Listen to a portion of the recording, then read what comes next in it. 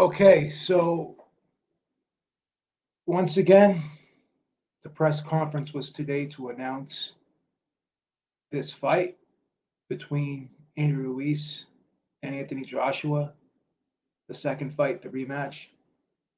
But it was very, very bizarre and odd that neither Andy Ruiz or Anthony Joshua were there present. And Manny Robles had said, the trainer of Andy Ruiz, that I don't understand why they're doing all this stuff, these promos, why they made the announcement, why they going forward with all of this stuff if Andy Ruiz did not sign anything. So Eddie Hearn basically said, yeah, he signed, but he's talking about the original fight contract that had the rematch clause in it. So for Eddie Hearn to say, well, there's not a second contract, well, again, each fight has its own contract, and the fighters still have to sign a contract for the second fight.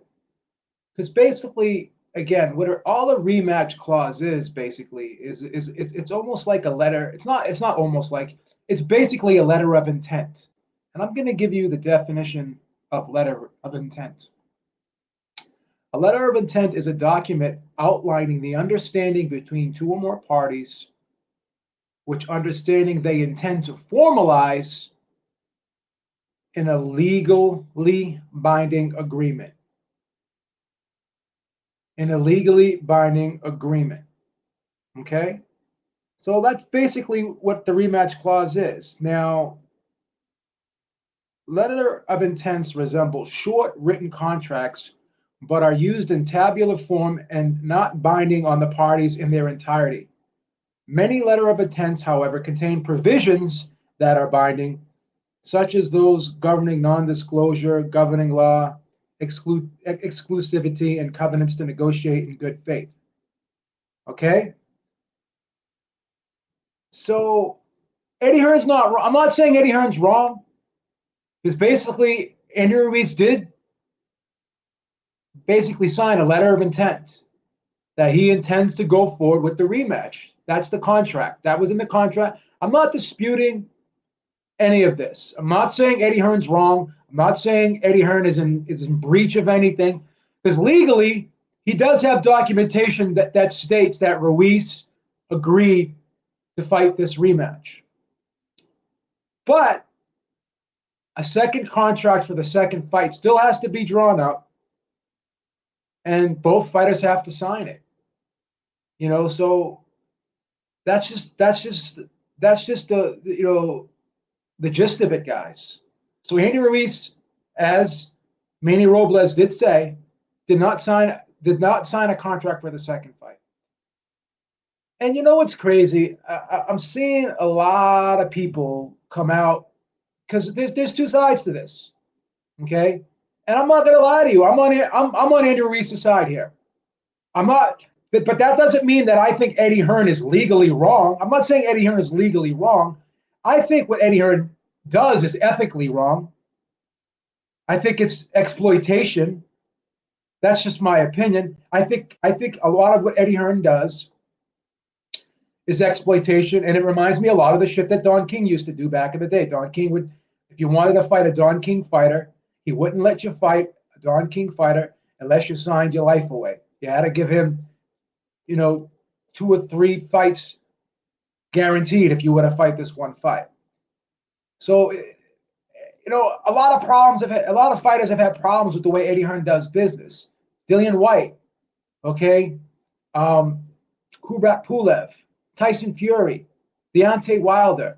A lot of fighters don't want to deal with this bullshit of these predatory, exploitive contracts that Eddie Hearn comes up with, which these are even worse than the Don King contracts.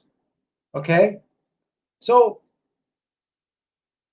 a lot of what I'm hearing is, because there are two sides to this, you're either on this side or you're on the Eddie Hearn side. Very few people are down the middle on this. And I was watching a video this morning from a guy I respect. I respect him, and I don't normally name drop, but I'm going to name drop here. boxing IQ, okay, ring IQ. I subscribe to the guy. I watch all his videos. Even though I don't disagree with them, I respect the hell out of him. I think he does a great job. Love all the editing. I'm not going to diss this guy. I'm going to have, I'm just going to have, a basic disagreement with him right here. Okay. And there's no malice, there's no ill will. I'm not here to start a beef with the guy because I actually respect the guy. But I watched a video of his this morning, and he says, well, if you're on Ruiz's side here, if you're critical of Eddie Hearn, then you just don't want to see the fight. And that couldn't be any further from the truth, because when the fight's going to happen. And when the fight does happen, I'm going to watch it. Everyone's going to watch it. So just because we're critical of a situation that's going on doesn't mean that we don't want to see the fight. Doesn't mean that we're against the fight happening, or at least not me. I want to see the fight. I want to see the fight. I want to see the fight. So that's not my motive here, because I don't want to see the fight. My whole thing is, we don't need this type of bullshit going on in the sport of boxing. Every time that, a big fight's going to happen and Eddie Hearn's involved in it, we got to go through this long, drawn-out process, and then we got to wait all this time for shit to happen, because you got one side that wants to put forth these overly one-sided contracts, okay? And all this does is make it worse for us, because it's going to be a deterrent for all of these big fights to get made, because you got one guy who's making these crazy demands even when he loses. Now, Ruiz signed the contract. He's legally bound to go forward with this rematch, okay? Legally. But again, he does have the leverage with the belts. Okay, he can hold out and ask for more money. There's nothing wrong with someone wanting more money. We all want more money. Put yourself in Andy Ruiz's situation. Any of us. Good afternoon, Denise. How you doing? Okay, let's put yourself in Andy Ruiz's situation. You know what other people have got who are in your situation. So you see the history, okay? You see Hasim Rahman in 2002 get $10 million in his rematch with Lennox Lewis. See Buster Douglas get $25 million against Evander Holyfield after he beat Mike Tyson. Every time something like this happens, I've never seen such a one-sided split, like an 80-20 split. He's getting an 80-20 split, even though he won the fight. Because I'm critical of that, that doesn't mean I don't want to see the fight. I'm just giving my opinion on the situation. Okay? I'm not saying that Joshua shouldn't get paid more than him. And then you're like, B, why do you care what people get paid? I'm just telling you what I think is wrong and what I think is right. It's my opinion. Because I have an opinion doesn't mean that I don't want the fight to happen. I don't understand why that would be, like why those two things would be conflated, or why they would be put together. Like I don't get that. I don't get that. My whole thing is, if I see something that I think is bullshit, and I know Ruiz signed the contract. But again, many people sign contracts, and then circumstances and situations change from when they signed the contract, and then they want to renegotiate. Athletes renegotiate contracts and deals all the time. All the time. And then if an athlete wants to renegotiate his contract, okay, and then a team says to him, okay, we're not going to do it, athletes have sat out. Athletes will sit out. They have the money to do it, and they sit out, okay? And then who does that hurt? That hurts the team because then the team doesn't have their star player. So if Andy Ruiz decides that, he's going to drag it out and he's going to wait it out, there's only one way to stop that. Give him what he wants, or or don't give him 100% what he wants, but make a compromise. You're going to pay the guy $9 million, and the other guy is going to get $32 million.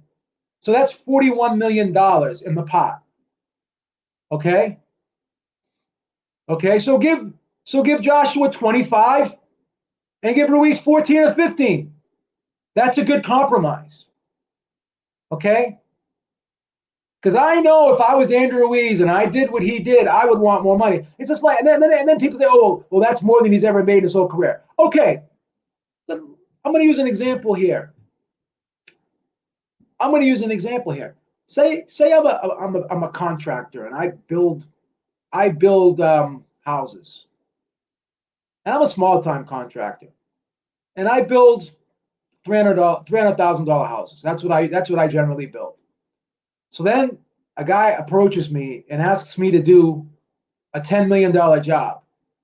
He wants me to put up a gigantic condo complex that's $10 million. Okay. I've never made $10 million before in my life. But say he decides, okay, this is a $10 million job, but I only want to give you $5 million. And then he turns around and says, well, you know what? You never even made $5 million before, so you should just take the $5 million. Even though it's a $10 million job, I'm giving you $5 million. That's more than you've ever made in your life. But everyone else that has done this job before is getting $10 million. But I'm only going to give you $5 million. Is that right? That's fair. So I don't want to hear this, oh, well, he's never made it. Again, it doesn't matter.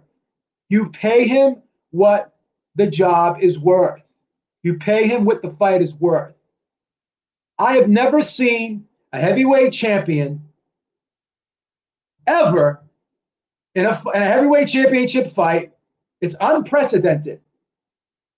Okay, I've never seen him take 20% and the challenger takes fucking 80. And if anyone doesn't think that is bullshit, then that's fucking fine. That's ridiculous. And even though Ruiz signed the contract, okay, just like Mikey Garcia signed a contract, just like Andre Ward signed a contract, just like Nonito Donaire signed a contract, and what did they do? They sat out because they did not like the contract. They had second thoughts. Many of us will do something, we'll sign something, and then afterwards we say to ourselves, fuck. I don't think I should have done that. I'm changing my mind. It is what it is. I'm not saying Eddie didn't do anything legally wrong here. Eddie is not in the wrong legally. It's not.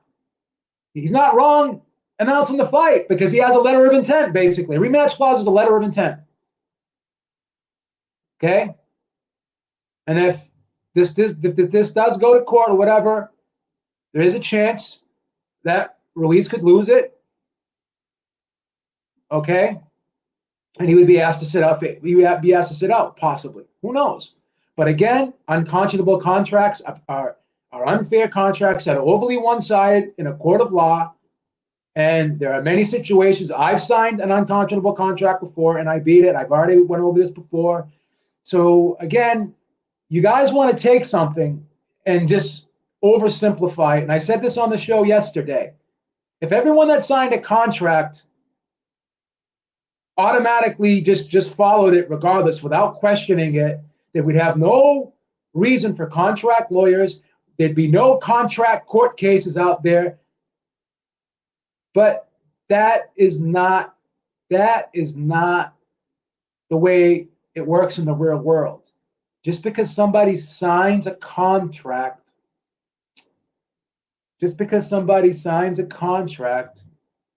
doesn't mean that they're going to honor it. And you want to sit there and bring ethics into this, honor into this, and you're talking about honor and ethics in a sport that doesn't have it. promoters, you openly say that promoters lie every day. They're dishonest. Okay, everyone lies. And you saw what Eddie Hearn did in the Dillian White situation. That was legal, what he did. And I said he didn't do anything legally wrong, but I questioned it ethically. So it's okay for him to do something ethically wrong. But then Ruiz basically, all Ruiz is doing is he's asking for more money. He's holding out. He's holding out. He still legally has to go forward with the rematch. But if he does, what happens if he doesn't sign the contract? You don't know with 100% certainty a judge is gonna rule against him. You don't know if a judge is gonna enforce a compromise here. Concessions were already made to Andrew Ruiz in terms of the location. Okay, they already made to him in terms of location because Eddie Hearn did not want to drag this out any longer than it had to be dragged out. So it is what it is, guys. I'm not saying Eddie didn't have a right to announce the fight, but it looks kind of stupid announcing the fight without the two fighters there. You having a press conference to announce when has there ever been a press conference for a fight without the fighters being there? See, none of this makes sense. None of this makes sense. So Andy Ruiz did not sign the contract for a second fight. He didn't do it. And let's play that once again, guys, so you guys can hear it.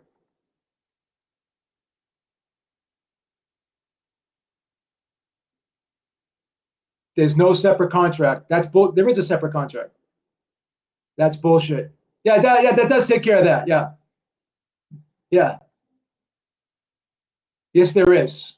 There's a second contract. That's true. That's true. That's true. Okay. Okay. So think about this. Think about this now. I'm not saying nothing he did was legally wrong, because he has a letter. He has a letter of intent. That's basically what a rematch clause is. It's a letter of intent. That's what it is. That's a letter of intent. That's all it is. Okay? I already read to you the definition of what a letter of intent is. So they move forward without drawing up a contract for the second fight, and they have no signatures on a contract for the second fight because there's other things that have to be agreed upon. Okay? Who are the judges going to be? Who's the referee? You know? What about the drug testing protocol? That has to be included in the contract as well too. So for him to say there's no second contract, now technically he's right, because the first contract did say, that we're going to choose the venue and we're going to have your purse predetermined for you. All that's true, but the contract in its entirety, the formal document for the second fight, has not been drawn up and signed yet. Lennox Lewis versus Rockman. Do you remember the lawsuit against Don King? Yeah. We went over this 1,000 times. There's no similarities. There's no similarities between these two cases because Rockman didn't want to fight. He wanted to avoid the rematch completely. Okay. If Ruiz can hold out and get more money, like Ruiz held out and he got the fight on neutral territory. What's wrong with that? That's a win for Team Ruiz. He doesn't have to go to the UK. If he holds out and they end up throwing him $4 or $5 million, that's another win for Team Ruiz. Why are you hating on a guy who is doing something that you would do? You would not take a $10 million job and be paid $5 million for it, even though you never made $5 million in your life. You're supposed to get paid what the job is worth. Imagine if everyone said that. You go for a job, you're getting a promotion at your job to manager, and generally the manager's salary is $80,000. But then the guy that's giving you the promotion turns around and says, "Well, you know what? You've only made 30,000 your whole life. I'm going to offer you 60, even though the job's worth 80." What are you going to do? You're not going to complain about that? You're not going to complain about that? I'm in a union right now, and I work for the city. They couldn't do something like that in a union in the union. Okay? So I don't understand that. Okay, so you never did this job before. You never made this amount of money before, so we're going to pay you under the market value. That logic makes no fucking sense, guys. You would never allow this to happen to you, but it's okay for it to happen to somebody else. It's okay for it to happen to somebody else. He signed a contract. That is correct. He's legally bound to fight the rematch, or he can't have any other fights. That's true. No one's disputing that. But once again, if he sits out, how does that help Anthony Joshua? Another thing that Ring IQ said was, well, Anthony Joshua will still be a money man. He'll still be the face of the division, whatever. How's he going to sit down with Deontay Wilder with no belts and expect to get 60-40 or 70-30 against Deontay Wilder when he doesn't have the belt? Before, when he had the belts, that's what Hearn used to say all the time. We got 3 belts, he's got 1. This doesn't hurt Andrew Ruiz more than it hurts Anthony Joshua. It doesn't.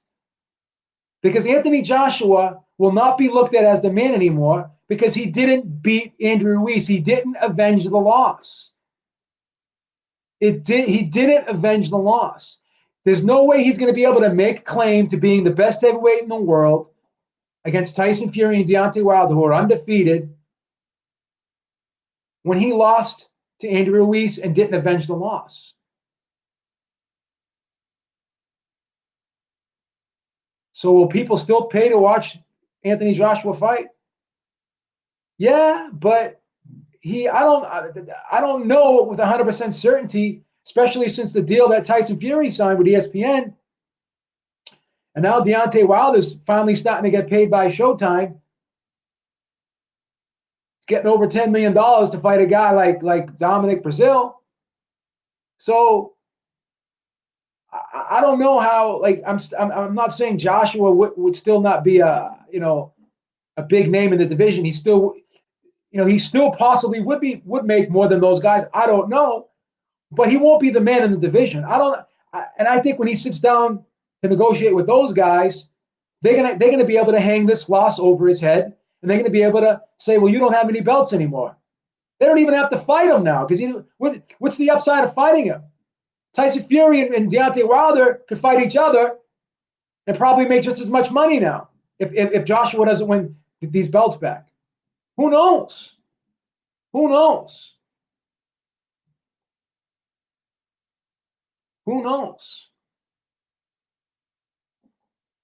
So for him to not win this title back and not avenge this loss, it hurts him more than Andrew Ruiz, because Andrew Ruiz will still be looked at as a heavyweight champion. And then Andy Ruiz can turn around and say, I signed the contract, but I think the deal was unfair. I wanted more, they wouldn't give it to me. But none of this matters, to be honest with you guys, because I honestly believe that Andrew Ruiz is going to get more than the $9 million at the end of the day. Somebody's going to throw him some more money, whether it be DAZN, who's broadcasting the fight, just like they sweetened the deal for Jarrell Miller. DAZN stepped in and gave Jarrell Miller a little bit more money because his original offer was like, I believe, 4 or 5 million, and then he ended up getting 7 because the zone kicked in the other 2 million, 2 or 3 million, from what I understand. Who's to say the zone won't do the same thing for Andy Ruiz? I just can't believe all this outrage. Oh, Andy Ruiz signed a contract. How could he be challenged? Like this shit happens every fucking day. Athletes try to renegotiate their deals all the fucking time in sports, and they sit out while they're doing it until they get what they want. Like, this is such a bad thing. Guys who put their lives on the line, night in and night out, guys who can die, and then their families will be left without a husband, a father, and they're trying to get as much money as they can. And you'd rather see the promoter who doesn't take a punch in his life come out on top in this situation. Yeah, he signed a contract, but he has leverage with the titles. He's going to roll the dice. He's going to roll the dice. He's going to get as much money. And then, oh, well, he's being greedy. Everybody's fucking greedy. Everybody wants to get as much money as possible. Greed is a normal thing. So that's the thing, guys. That's the fucking thing.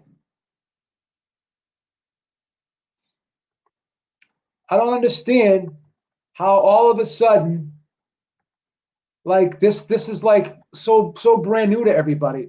Shocker. A fighter is trying to get more money than was originally offered to him.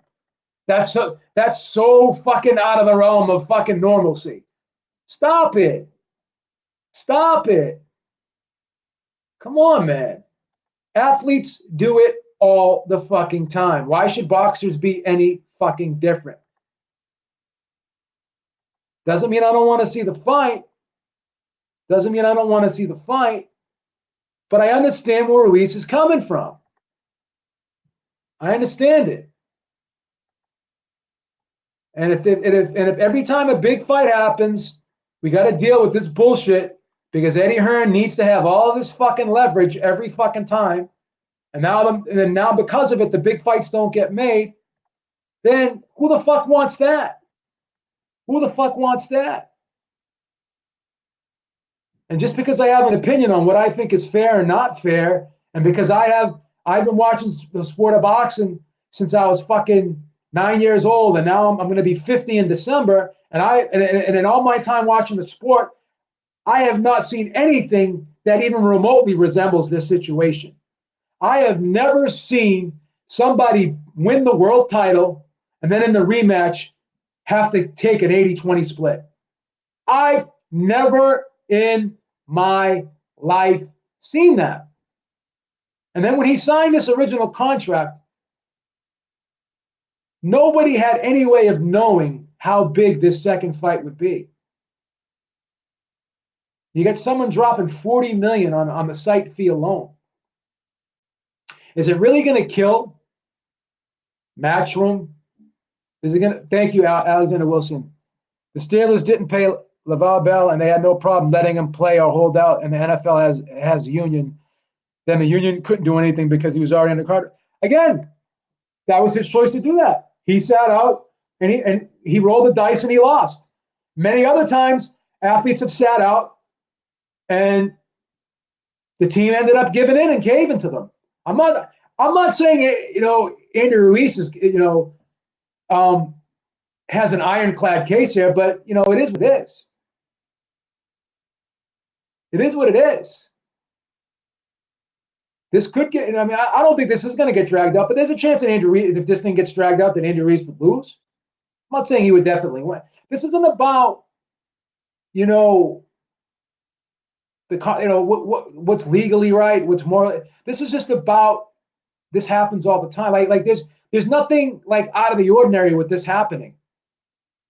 We see contract disputes in the world all the time.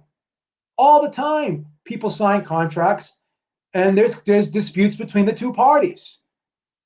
Go in any courtroom in America, you'll see it. You'll see it. Athletes hold out all the time. They want to renegotiate contracts all the time. I keep repeating that, but I couldn't say it. I can't say it enough. I can't say it enough.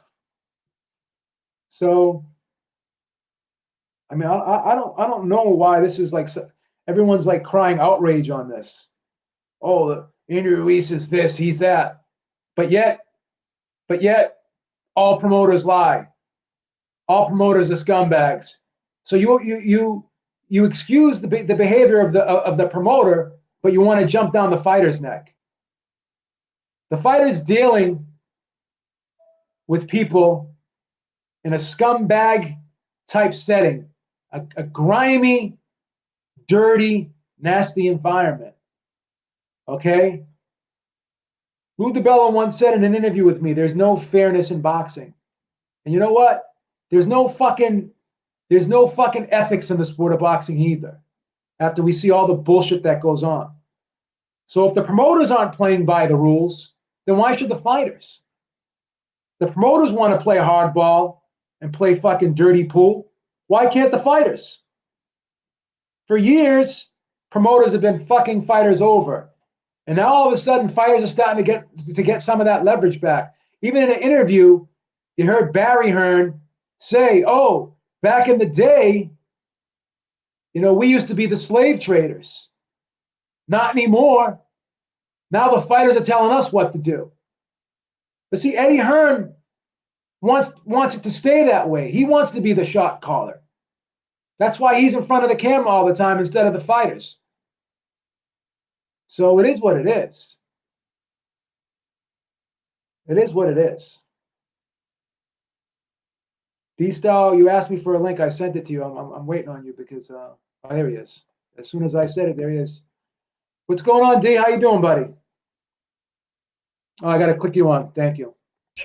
There we go. All right, I'm just trying to figure out how this thing works, man.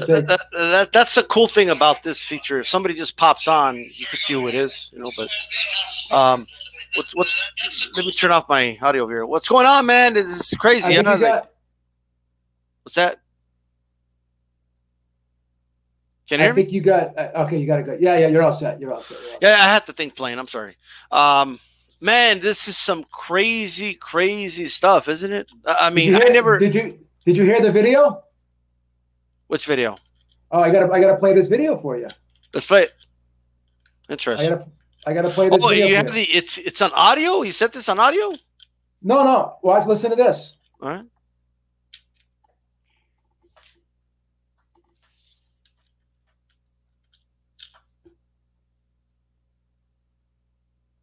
I don't hear it.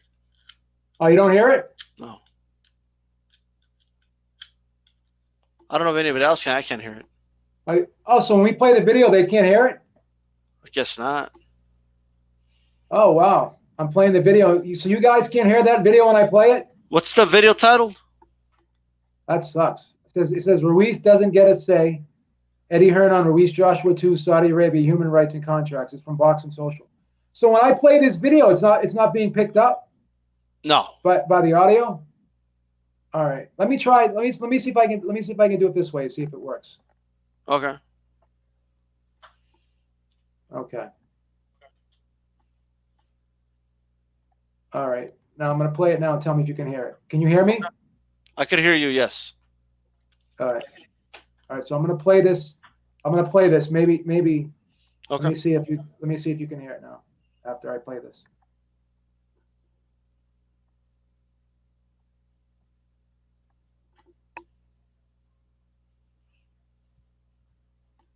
I don't hear anything. Still don't hear it? No.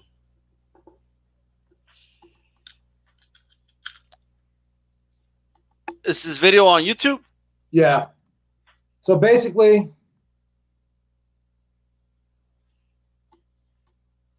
whoa, where did the beep go? About this feature, there you are. Okay. How do I put my camera back on? Click on the camera. Right in the bottom. Oh, there it is. I got you. All right, sorry. I'm surprised. Maybe because I got the mixer, it's not allowing me to. I have the mixer, and so I can't play the video. So basically, in the interview, the interviewer asks him. He says, "So there's been a dispute about Ruiz signing the contract. Are you talking about that he signed the original contract, or he signed the second contract for the second fight. He goes, there is no second contract. He goes, he signed the original contract for the rematch, and that takes care of everything. And that's not true, because It's impossible. There still has to be a second contract drawn up. And Ruiz doesn't really get a say, but he cannot fight. And then how does that help? How does that help Eddie Hearn's situation? Right. I'm going to show you a nice graph right now. This is how shit goes down. Okay. See this? You're able to see that? Yeah. All right. Eddie Hearn says normal people. Look at what normal people do. They look at the facts and they formulate an opinion based on those facts. Eddie Hearn defenders, they believe what Eddie says, and they defend Eddie Hearn no matter what. Okay. That's the formula to follow. Okay, I use that on that in the man's channel too, but it's okay. Anyway, look, man, what is it that people don't understand, Beeb, about the leverage that Andy Ruiz has? What am I missing? What don't they understand? If Anthony Joshua does not fight Andy Ruiz, he's not going to get the belts back unless they get stripped of Andy Ruiz. Yeah. And then he has to fight for vacant titles. So he fights for vacant titles. He will still never be thought of as the man because he never beat the guy who beat him. Why is that so hard for people to understand? And beat. How is he going to sit down with Deontay Wilder without these 3 belts and have leverage over him, or Tyson Fury? Yep. I don't understand. Like, if Ruiz doesn't fight him in a rematch, it doesn't matter. He won the first fight. He's got nothing to prove. Yeah. Nobody ever gets 100% of what they want in any situation. By the way, there's no such thing as a second fight already agreed to. Because you have to have a contract to determine the drug testing protocol. Who's going to be the referees, the judges, and there's so much stuff. Yep. I mean, that's the biggest loaded shit ever. Papoose, you let me send you a link. Do you want to come on? Give me your email address. I'll send you a link, and you, the coward, can come on here and talk to us. So what happens if Ruiz doesn't fight him? What happens? What happens? What happens if Ruiz says, I'm not fighting him unless I get what I want? What happens? Let me quote some. Explain to me what happens. Let me quote something, a fighter that. Give me your email address. Send me your email address. Put it in the chat, and I'll fucking send you a link right now. Explain to me what's going to happen to Anthony Joshua if Andy Ruiz doesn't fight. How does that help him? How does that help him if Andy Ruiz says, fuck you, I'm not fighting you? Yeah. How does that help? How does that help you? How? Well, send me your email address. Yeah, I'll put my email address in the chat. You can put it in the chat, the link. You don't have to. I don't care. You can have my email address. Email me. It'll make it faster. That's what I'm saying. But oh, okay. I mean, but I will say though, is he going to show his face though? Or is he going to be like whatever he wants to do? How does that help Anthony Joshua if this fight doesn't happen? Ruiz already beat him. I'm the hype man, not the yes man. All right, Tiny Tim. Ruiz already beat him. How is this going to help him? Like, Ruiz already beat his ass, guys. Okay, you can talk about contracts all you want, all right? But even Lewis had a hard time getting Rockman back in the ring, and he wasn't disputing site and pays or anything, right? And a judge still gave Rockman 2 choices: sit out 18 months or fight. All right? A judge will wipe his ass. I want somebody to make me a toilet paper, okay, with the lettering of the rematch clause so I could wipe my ass with it all month. All right? But that's how much it's worth. As long as they don't pay this dude, because he's got leverage right now. Leverage. He's got it. When someone has something you want, you got to compromise, bro. It's just the way it is. Just the way it is. Can't wait to get Papoose on here, man. This guy is the king of cognitive dissonance. But first of all, bro, how simple-minded you got to be to just have that mindset. He signed contract. That's it. End story. Okay. So what about all the athletes that renegotiate their contracts in other sports? When circumstances change, right? Exactly. Yeah. Like, how does that? You got a great comment. I don't know. I was trying to come on, but I don't know if you already read it. I just want to look at it right away here. The Steelers didn't play Le'Veon Bell, and they had no problem letting him not play or hold out, and the NFL has a union. Then the union couldn't do anything because he was already under contract. Now, that was what I want to say about that is the following, okay? Le'Veon Bell did very well for himself, okay, with this deal with the Jets. Very well for himself, okay? He ultimately got what he wanted. He wanted out. He didn't want to play for the Steelers anymore. He got what he wanted. He got a big contract. He's going to get paid handsomely for it with the Jets. He got what he wanted, okay? So at the and then that's a sport where they play in a season 17 games. In boxing, guys fight like once a year, bro. Ruiz doesn't have a problem sitting out and waiting this one out. Okay, he's got no problem doing that. Do we know with 100% certainty that Ruiz is going to lose if it goes to court? We don't know that. And then not only that, do they got that time for that? How long is that going to take before it goes to court? I just sent you a link, Papoose. A while, bro. All right. If these are so ironclad, why didn't the judge tell Rockman, you have to fight Lewis no matter what? Why did he give him 2 options, babe, if it's so ironclad? It's not. Contracts are disputed all the time. The judge said, fight the guy. If you don't fight him, you're going to sit out. So let me ask you a question because I want to talk about a point that I made earlier. Because you have people saying, well, if we're on Ruiz's side here, that's just because we don't want to see the fight. So does that mean when the fight happens, we're not going to watch it because we don't want to see it? Right. Like, because we have an opinion on how this is going down. Right. That means we're against the fight. That makes no fucking sense. I don't understand why people say that. I have a maybe they mean to give them the benefit of the doubt. Okay, and I'm helping them out here, but maybe they mean we don't want to see the rematch because we know Joshua will win, right? Maybe that's what they mean, and we don't want Joshua to win. Does anyone really believe with 100% certainty Joshua is going to win or Ruiz is going to win? With 100% certainty, no. A lot of people are. I mean, this is tough. This is tough. This is a good fight. I mean, will we be? I'm calling it the fight of the year. Would I be calling it that if I didn't want to? This is a 50-50 fight. Tough fight. Tough fight to call.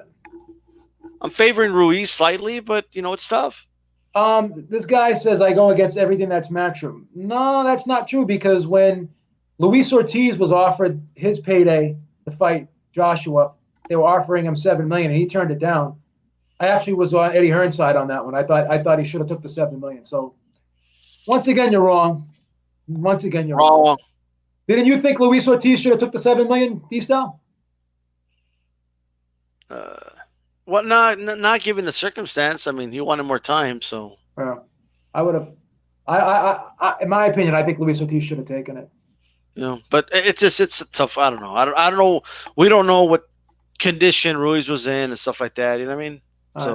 So Papoose is on. Go ahead, Papoose. What do you want to say? I got to click on him. Yeah. All right. What do you want to say, Mr. Papoose? What's up? What's up? He's on now. What's going on? Hello? I can't hear you. He says he can't hear us, but I can hear you just fine. We can hear you guys. We can hear you, but you can't hear us. Oh, okay. What a coincidence that his. You guys heard us, right? The rest of the chat can hear us just fine. Try it again. Try it one more time. Nah, he's a fucking clown, man. He's a clown. Couldn't hear us. Yeah, I heard him. Yeah. I don't know. That's crazy. That's crazy. Invited him on. Maybe he'll come back on. I don't know. He's pulling an Eddie Hearn. He wants to get the facade that he was going to come on and like let us have it. And then these people want to come on. They don't want to turn their cameras on and shit. It's like, what the fuck, dude? Like, what are you like fucking wanted by the fucking FBI or something? No one's gonna fucking hurt you. No one's gonna fucking hurt you. Yeah, I'm just trying to understand here. Well, what does it mean he can't hear us? I don't get it. Just say what you have to say, bro. You got a little bit of stage fright, maybe. I got to figure out with this mixer how I'm going to be able to play videos so people can hear them, because I was playing these videos and I thought people could hear. Yeah. Next time I'll have to turn the mixer off so people can hear the videos. Yeah. It's crazy. But the link is in the description box. Yeah. I'm trying to find that quote from Apollo Creed where Drago doesn't say anything, and I forgot what he says. Yeah, that's crazy. It's like the man's speech left the building, or like I forget what he says, but it's just. And what dude? What happened? Did he just concede? Then is he still in the chat? He left. I think he realized it's a little different when you know you're gonna get something right back. Okay. I want to invite Raphael. I want to invite Raphael on, man. I want to send him a link. It's getting emotional, bro. Like, you know. It says his device isn't connected. Oh, okay. The thing tests your device before you connect. You need to connect your mic and your cam before you can add them to the stream. Yeah, but the thing is, they're not. They can't. There you go. There he is. Can you hear us now? I don't think. See. He's got to be able to add. Like he's got to be able to. Like he's got an iPad. I got a pad. Look. Yeah, I can hear you now. You can hear us now? All right, go ahead. Yeah. So speak your piece, brother. What do you want to say? I don't understand what the big deal is.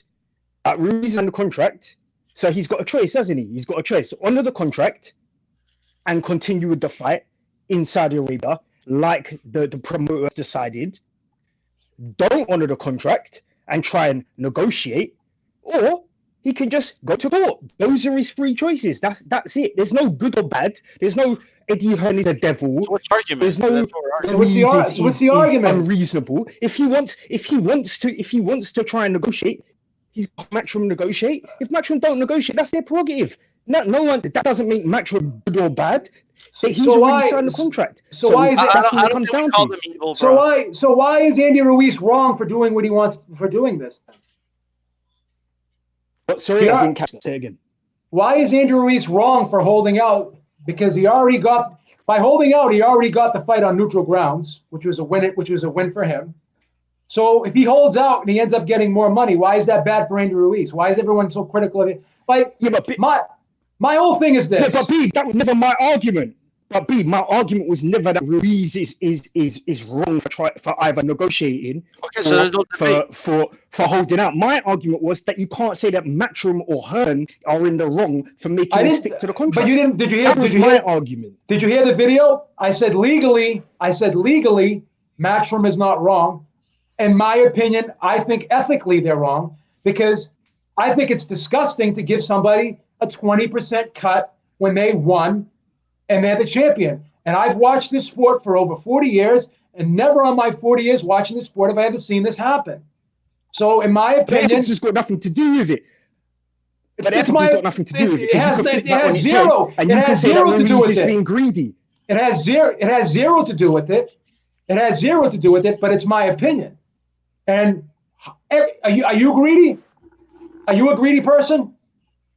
If you know you can get why are you making this a moral or ethical issue when it's not? Because it is. Because it is. What we're talking about is what we're talking about is, does Ruiz want to honor the contract? If he doesn't, then his options are therefore limited. If he wants to honor the contract, then we all know when the fight's going to happen. We all know where the fight's going to be, and we can all just move on and look forward to December the 7th. That's the end of it. Why criticize him for doing something that's working? Yeah. By holding out, Eddie Hearn even said, we agreed to put it on neutral territory because we wanted to avoid the headache. So by holding out, he's getting what he wants.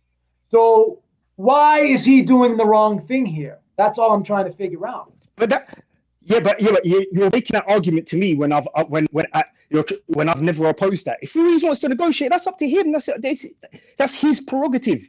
No one's going to take prerogative away from him. So he signed the contract. His team are in that position where if they want to negotiate or they want to stick it out, that's up to them. Ultimately, I just want to see the rematch. So I'm not trying to paint anyone with a black or a white brush like anybody's good or bad, because that's got nothing to do with any of the arguments. The arguments are, is Ruiz in a position of power? And if you look at it objectively, no, he's not. He's not really. Okay, he's not in any position of power. So what about the belts? So what about the belts? What about the belts? What happens if this fight doesn't happen? What does Joshua do if this fight doesn't happen? Who does he fight? Then we go to court and we find out what the litigation and the status of the case will be. What if Ruiz loses and he says, and he decides, I'm going to sit out 18 months like Andre Ward and Mikey Garcia and Nonito Donaire and many other fighters? By the way, Rockman was given that choice by a judge too in the rematch. So if the fight doesn't happen, what does Anthony Joshua do?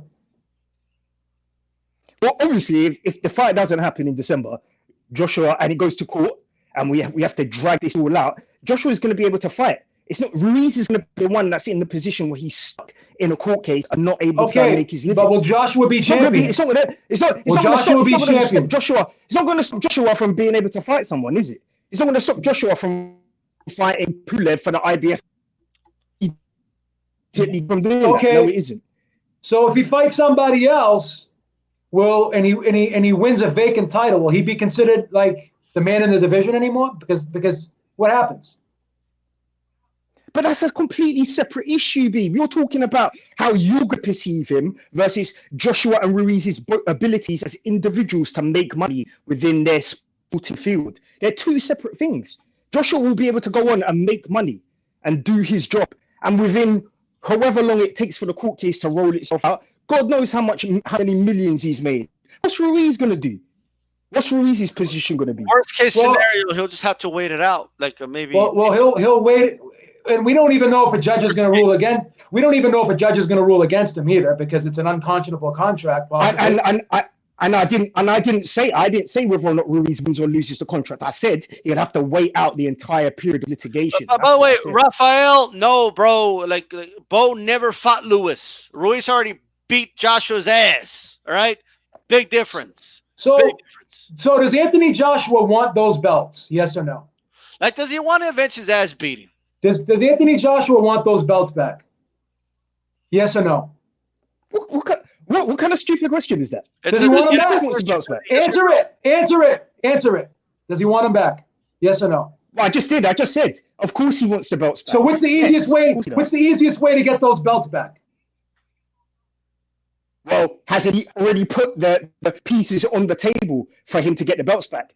His team, his promoter. So you made a statement. They have a contract. What's the big deal? You made a statement that Ruiz has zero leverage. He has zero leverage. Now, do you agree with that? You're gonna stick by that, right? Leverage. Yeah. Okay. I do. Because he signed the contract. So does Anthony Joshua new fights? They're not negotiating a new fight. So who has the belts? Let me talk. Who has the belts? Who has the belts? Sorry, say that again, babe.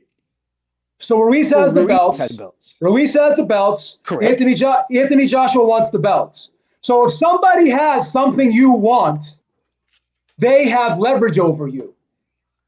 That's just simple and plain. Okay, so let's flip that on its head. Let's flip that on its head. Who is the lead promoter for any new fight to happen? Who's the lead promoter?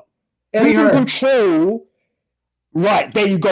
So if Ruiz wants to fight again within the next however long the framework of the contract is binding in terms of how long he'd have to sit out, how long a court case would be, etc., etc., etc. If he wants to fight, then he has to do what Eddie Hearn and Matchroom and Joshua, etc., say. No, Does he that's not? not true, It looks bro. both That's ways, going B. forward. Okay, answer me this. Okay, why did a judge, okay, in the Rockman Lewis case, why did the judge give Rockman 2 choices? It wasn't you got to fight him. He gave him 2 choices. Why is that? Papoose. I can't tell you why he gave him 2 choices. Okay, well, you know the answer. You just don't want to answer because it's against your argument. All right? It's not against my argument. It's not against my argument. Do we know? All right, so you're actually projecting as if we know. Wait a minute. You're projecting as if we know if this goes to court, what the outcome's going to be. We don't even know what the outcome would be. I'm going to destroy. Wait a minute. Because I don't know. Wait a minute. I'm going to destroy your argument right now. So you're saying that if Ruiz sits out, that he doesn't fight Ruiz, right? You say he can just go on fighting other people and make money, right?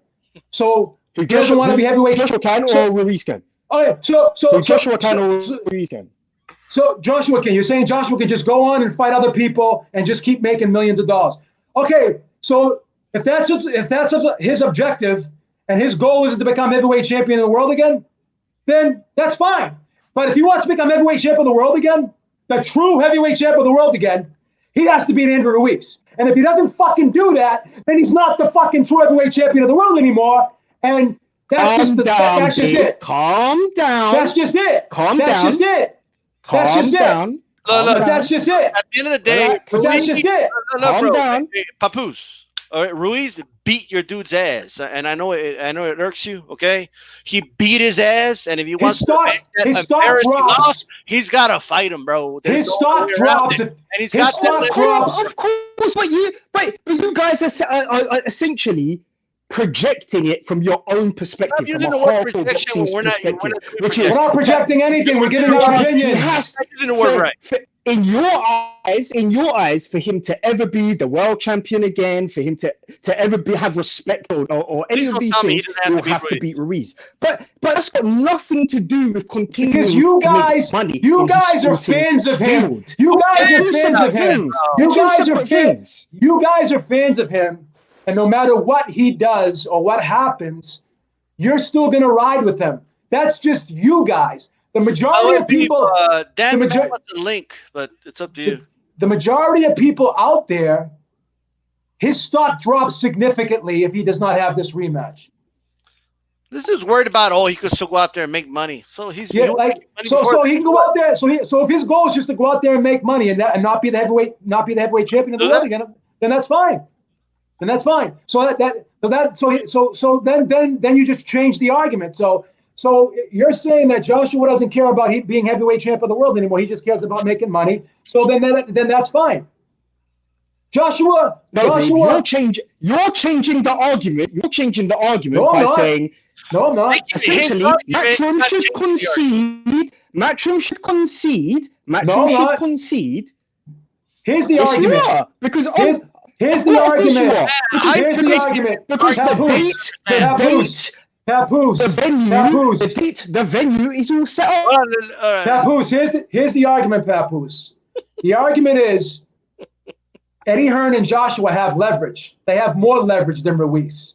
But you made a statement that said Ruiz has 0 leverage. That's not the case. Because if Ruiz had 0 leverage, then this fight would be in Cardiff right now. Would it not? Go ahead.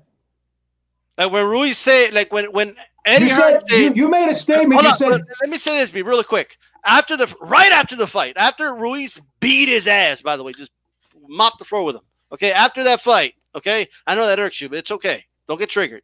Okay, after that, Eddie Hearn said, we're going to do the fight. We're not suing you guys. Don't get emotional.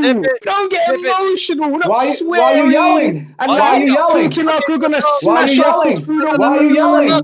Why are you yelling? I'm going to make my point. Why are you yelling, Papoose? Why are you yelling? Why are you screaming? Why are you yelling, Papoose? We're all yelling, and you're yelling too, Papoose, and you don't have the balls to show your face. Okay, so don't tell me shit. All right. Why are you yelling? Let me say this. What do you mean? Eddie Hearn said. Eddie Hearn said. I'm on here, aren't I? Let me make my point so you get destroyed. Eddie Hearn said the rematch is going to be in the UK. It's what he clearly said after that ass beating. Okay. Then Andrew Ruiz came out and said, I ain't going to fight in the UK. All right. Which one of those two things happened? So you say all of that again. I lost you because you're making it all long. Say it again. Okay. No. You don't be dumb, bro. Like everybody in the chat understands what I said. No. I didn't actually hear. You were just making some long-winded sentence. You said something about the fight was supposed to be in the UK, and then Andrew Ruiz complained, and now the fight's not in the UK. Eddie Hearn, Mr. 100% leverage to you, said the fight's going to be in the UK. Period. That's what he said right after the fight. Ruiz said, nah, it's not going to be in the UK. It's a simple question. Which one of those two things happened, bruh? Which one of those two things happened? Well, the fight's not in the UK, is it? It's in Saudi Arabia. So Ruiz, the guy that doesn't have any leverage, got what he wanted. The fight's not in the UK. Okay? Do you honestly believe he wanted the fight to be in the US? Is the fight in the US? No, the fight's not in the US. So Papoose. Hang on a second. Give me 1 sec. Give me 1 sec. Give me 1 sec. Can I just finish? Let him finish, D-Cell. Let him finish. Go ahead. So B, you remember my original statement was that Matchroom will decide where the fight is. I didn't 100%. Say the fight will be in the UK. 100%. I didn't say the fight will be in the US because I didn't. Because I'm not in the room. I haven't got the contracts. I don't know who's making a site bid. I don't know any of these things. All I said was Matchroom, Hearn, Joshua's team will decide where the fight will be and where 100%. They want the fight to be. And that was it. 100%. That was my argument. 100%. Your argument was the complete opposite of that. No, you know what my argument is? This is my argument, Papoose, and I've said it all along. Whenever you have two sides, okay, even though one side has more leverage over the other side, concessions still, no one gets 100% of what they want. Proof is they 100% wanted this fight in the UK. Yep. And they made concessions to have it neutral. So you made a statement that Andrew Ruiz has zero leverage. Destroyed. By me saying he doesn't have zero leverage and he has some leverage, they have significantly more leverage than him, which I conceded, but he has some leverage because he has something that they want. So for you to make a statement that he has absolutely zero leverage, it's you're proven wrong by the simple fact that they already conceded. Eddie Hearn in that interview said, we put it on neutral ground because Ruiz did not want the fight in the UK and we didn't want to deal with the headache. No, he didn't say it. Okay, sorry. I don't want to interrupt. Keep finishing. Finish. So he did. So Eddie Hearn did say that we did put it on neutral ground because Andrew Ruiz did not want to go to the UK. So if Andrew Ruiz already agreed that yes, I'll go to Cardiff, this fight would have been in Cardiff. So my whole argument is this: I'm not saying Ruiz is on par with Matchroom. I'm not saying his position is on par with Matchroom's. I never said that. What I am saying is he has some leverage. He doesn't have zero leverage. Nobody has zero leverage going into any deal because nobody ever gets 100% of what they want. Proof in the pudding is they 100% wanted the fight in Cardiff. They didn't get it in Cardiff. So Andrew Ruiz possibly, in my opinion, will get more than $9 million because I think that the zone will kick in the money. So all I'm telling you is that this contract will not play out 100% the way Eddie Hearn wanted it. Maybe 75%, maybe 85%. Probably it went 90% Eddie Hearn's way. But Ruiz did have some say in this because he was adamant about not going to the UK and he won his argument. So he doesn't have zero leverage. He has some leverage. I think you should at least concede the point that he has some leverage and change your statement. Because my whole argument against you was the word zero. If you said that Eddie Hearn and Matchroom and Joshua have more leverage, I would agree with you with 110% certainty. but you said 0 leverage. And that's wrong. And then also one thing I disagree with too is it hurts Joshua, in my opinion, and this is an opinion statement, this isn't a factual statement. In my opinion, it hurts Joshua more if this fight doesn't happen because he was the one who lost. He's the one who's looking for revenge. He's the one that needs to be champion again. Now, if his goal is to make millions of dollars and retire a rich man, that goal has already been achieved. But nobody stays in this sport without the goal of becoming world champion. No elite fighter ever does that. So if he wants to become the man in the heavyweight division again, he will never become that man because Ruiz will be considered the lineal heavyweight champion right now, or he'll be considered the man because he's the last man to beat him. Those are my arguments. Now, only one argument is irrefutable. And the other 2 arguments are opinion. The one argument that's irrefutable is Ruiz does not have 0 leverage. He doesn't have as much as Matchroom, doesn't have as much as Eddie Hearn, doesn't have as much as Joshua, has significantly less than them, but he has some. Because if he didn't have any, this fight would have been signed a month ago and it would be in Cardiff. How likely is it that Ruiz is going to get more money than Ruiz is not doing anything wrong because he's getting what he's getting closer to what he wants. He's going to get more money, and now instead of going on the other guy's home turf, it's going to be neutral. So one or two things going to happen. Either he's going to get more money, we're going to be right, or he's going to fight for the same amount. The money that they're offering him right now will be wrong. That's it. Yep. But my only argument against everybody here is everyone saying that Ruiz has 0 leverage when Joshua clearly wants those belts back. Ruiz has those. No. BB, your original argument is that you had a chagrin against people saying that Ruiz was wrong for trying to negotiate, and that's fine. Yeah, you can I have agree. that. You can. That's true too. And that was not my issue. That's not my issue. You weren't one. Wait a minute. You weren't one. We need you to at least concede that it's 0% is not true. You didn't say. Get to that, D. Wait a minute, Papoose. I didn't have a problem with you because you weren't one of those people that said Ruiz was wrong for doing what he was doing. You just said that. You said that earlier that you didn't have a problem with Ruiz doing what he was doing. So I'm not saying that to you. Other people have come out here and saying Ruiz was wrong. He was being greedy. He was being this. He was being. You never said those things. Your argument all along was Eddie Hearn. I think he is being greedy. But so is Matchroom. Matchroom might be being greedy as well. if Matchroom but you agree it's normal. But you agree it's normal to be greedy in the sport of boxing, correct? Of course it is. That's the point. Okay. I've got no problem. Now we're getting somewhere. Now we're getting somewhere. I've got no problem with what Ruiz. I've got no problem with what Ruiz is trying to do. He's being greedy. But then you cannot turn around and then say that Eddie Hearn is a devil. Eddie Hearn is a liar. He's a horrible human being.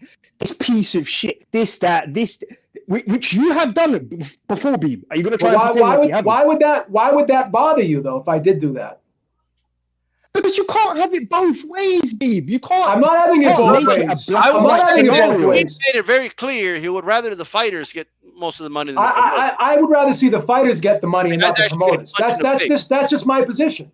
I don't respect promoters because promoters.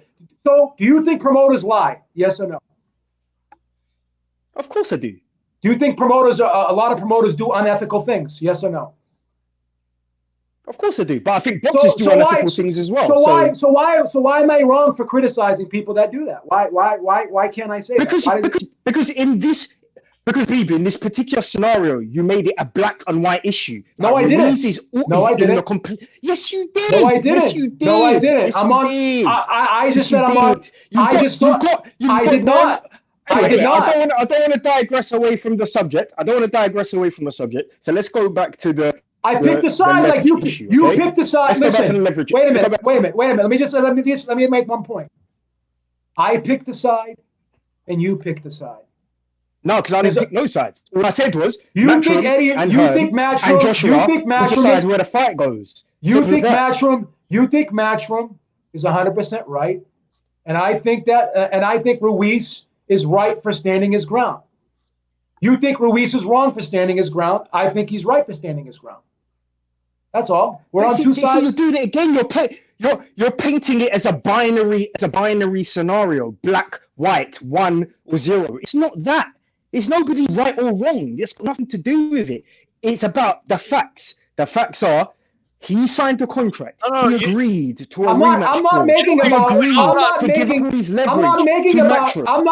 it about right or wrong. What I'm making it about is who I believe is doing what they should be doing and who is not doing what I think they should be doing. I'm not saying that Hearn is doing anything wrong. I just don't agree. I said legally, he has every right to do what he's doing. I just don't think, in a sense of fairness, ethically, I don't think a guy who won a fight should get 20%. I think that given the way he won the fight and in the fashion he won the fight, I'm not saying they got to give him 60-40, but they should bump him up more than fucking $9 million. That's just my opinion. More than $9 million. That's just my opinion. When I see guys like Hasim, I've not even stated my opinion. I've not even stated my opinion on that. And to be honest, my opinion doesn't even really matter because I don't know what Ruiz is going to end up getting. I don't know if they're going to say to him, you know what, if the fight is on the DAZN platform in the US, we're going to give you some of that money. Some of that license fee will go towards you. Or if they say, you know what, we'll cut you in on the Sky Sports pay-per-view. Yeah, I don't know. So what is your problem? What is your problem? They give him additionally. The fact is, right? Can I finish? Beeb, please, can I finish? Beeb, can I finish? Go ahead. I'm sorry. Thank you. I'm sorry. But the fact is that is all up to the discretion of Matchroom because they have all the leverage. And they have 100%. They have all the leverage because it's up to their discretion. But they have 100%. They have 100%. But they have 100% leverage, or they have 100% leverage, and Ruiz has 0. Is that you're going to still hold on to that? But Pete, did I just not explain it? That no. Answer the question. Answer the question. Answer the question. Yes or no? No. I don't need to answer the question. I'm making it quite clear for you. Why not? Why not? No. You talking about long. I'm making it quite clear. Why not? Do they have does Matchroom have 100% leverage here? Yes or no? I just answered the question. I just answered it and made it very clear. No. If he wants to get more money, whose discretion is it that he gets more money? Whose discretion is that? Do they have? It's their discretion. It's their discretion. Thank you. They have, but they want the belts, right? And they want to avenge the loss. So if the fight doesn't happen, they can't get the belts. Correct. If the fight doesn't happen, they can't get the belts and they can't avenge the loss. So do they have 100% leverage? Or was it more like maybe 85-15? Yes, they do. For this individual fight, yes, they do. Because then it will go to court. Those are the choices. You don't know if it's going to go to court. You don't know if it's going to go to court because they already. Wait a minute. Let me finish. Wait a minute. You don't know if it's going to go to court. Okay, go ahead. You don't know if it's going to go to court because they 100% want it in the UK, and they already conceded on that point. So what if they concede on the money point too? Then what happens? But they might do. Okay. Then that's their discretion, isn't it? It's not up to Ruiz. But wait a minute. You're contradicting yourself. Wait a minute. You're contradicting yourself. You're contradicting yourself. Because if they have 100% leverage, they would not be making concessions. Now, they have every right to say, you know what? Either you do what I say and fight, and then Ruiz can turn around and say, well, then I don't fight. And then they lose out on getting the opportunity to avenge the loss. Then they lose out on the ability to getting all the belts back. So they both have something each other wants. So nobody has 100% leverage here. You're wrong in saying that. I don't know why you just can't concede the point. You've just completely ignored. Completely ignored the sentiment that Ruiz doesn't. Ruiz doesn't get to bargain with anything though, does he? He has two choices. Ruiz has two choices: honor the contract, or he doesn't honor the contract. That's true. There's a little bit in between where he can hope that Matchroom and Hearn want to negotiate. But that's Well, not first up of to all, him. dude, It's not he's up already- to him no, whether or not but they is there can also negotiate or not. but is there Any also concessions that wait a they minute. make are completely up to them. 100%. Therefore, they have all the leverage. 100%. 100%. Okay? The way you should frame it is they have 100% of the decision making on how this fight is promoted, where it takes place, and all. They have 100% decision making. So in other words, they have to whatever Ruiz wants. If they don't agree to it, there's no fight. But if there's no fight, then they lose out on what they want. They want to avenge the loss, and they want the belts back. So Do you not think Andy Ruiz loses out as well? He loses money. Do you not think he loses out? He loses money. He loses $9 million. Yes, he loses money. So here's the thing. Not only, If he not, sits not only out- does he lose money, If he sits out and he gets to a Wilder fight, he loses out on a large chunk of his career, possibly. How do you know? How do you don't know that? Just You a don't know second that. ago, dude, when we asked you You don't know that. If it's wrapped You don't know because that. if it's wrapped up in court, You don't know if it's wrapped that. up in court, You don't know. even if he wins, if it's wrapped up in court, even if he wins, he's not going to be able to fight in the interim, is he? So he already took off 2 years of his career before when he was going through the problems with Top Rank. He's done it 29. before. He's done it before. Exactly. He's done it before.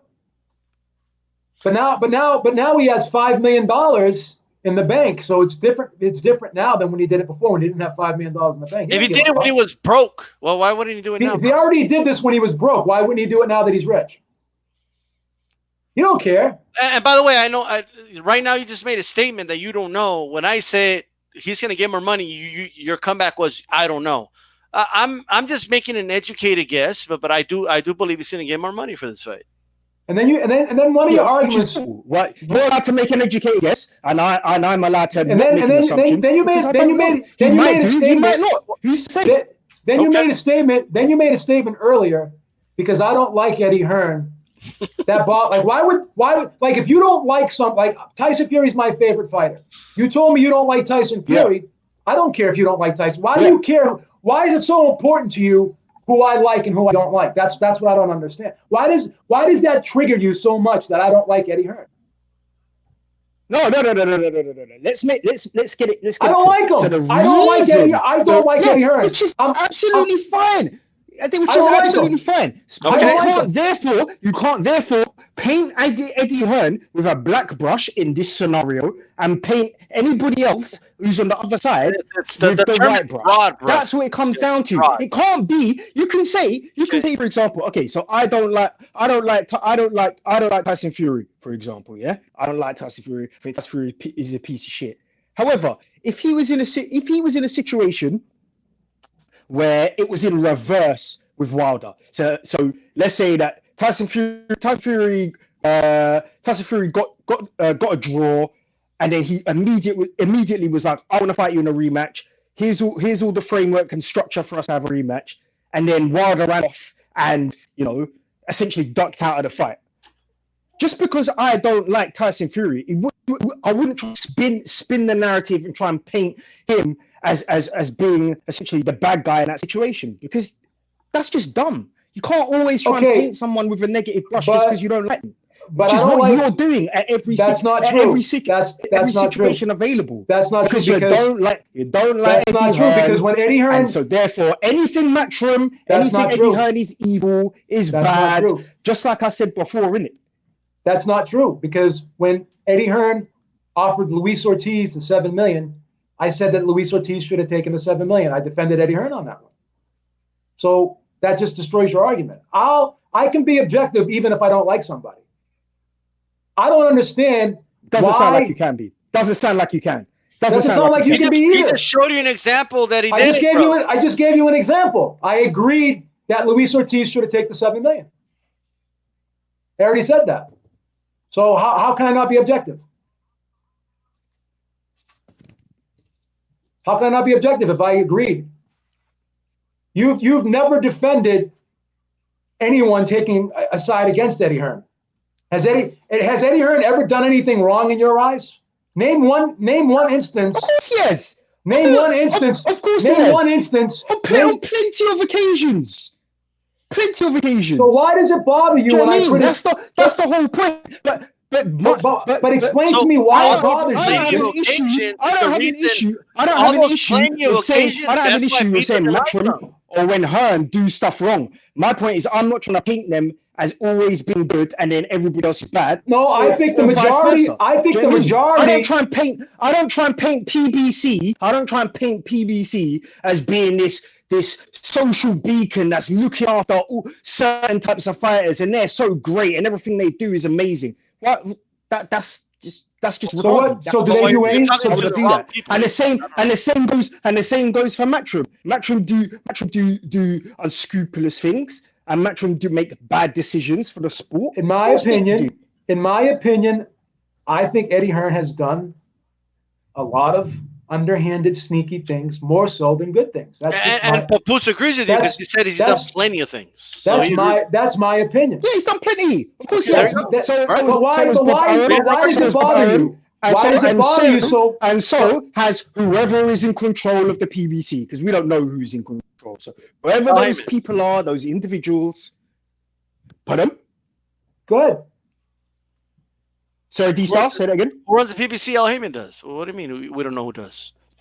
Since we don't know who he is and we don't know really what's going on, I'd rather take a politically correct stance and say whoever it is that runs the PBC, whoever those individuals are. But it's not here nor there. But Heyman runs the PBC because the company falls under Heyman Boxing. Yeah, but he owns the PBC. It's Heyman LLC Boxing. He owns it. Like you could concede you were just wrong about that, but it's okay if you don't want to. Heyman owns the PBC. So that's my argument. We know who owns it, but we don't know. But we don't know who makes the decisions because whoever it is that makes the decisions is never in the public eye. They never come out and say anything. They don't really. I don't know. Display themselves as a promoter. Are they a promotional company? Oh no. So I don't know who the staff is, so I couldn't answer that question. So that's my argument. So let's just say the PBC.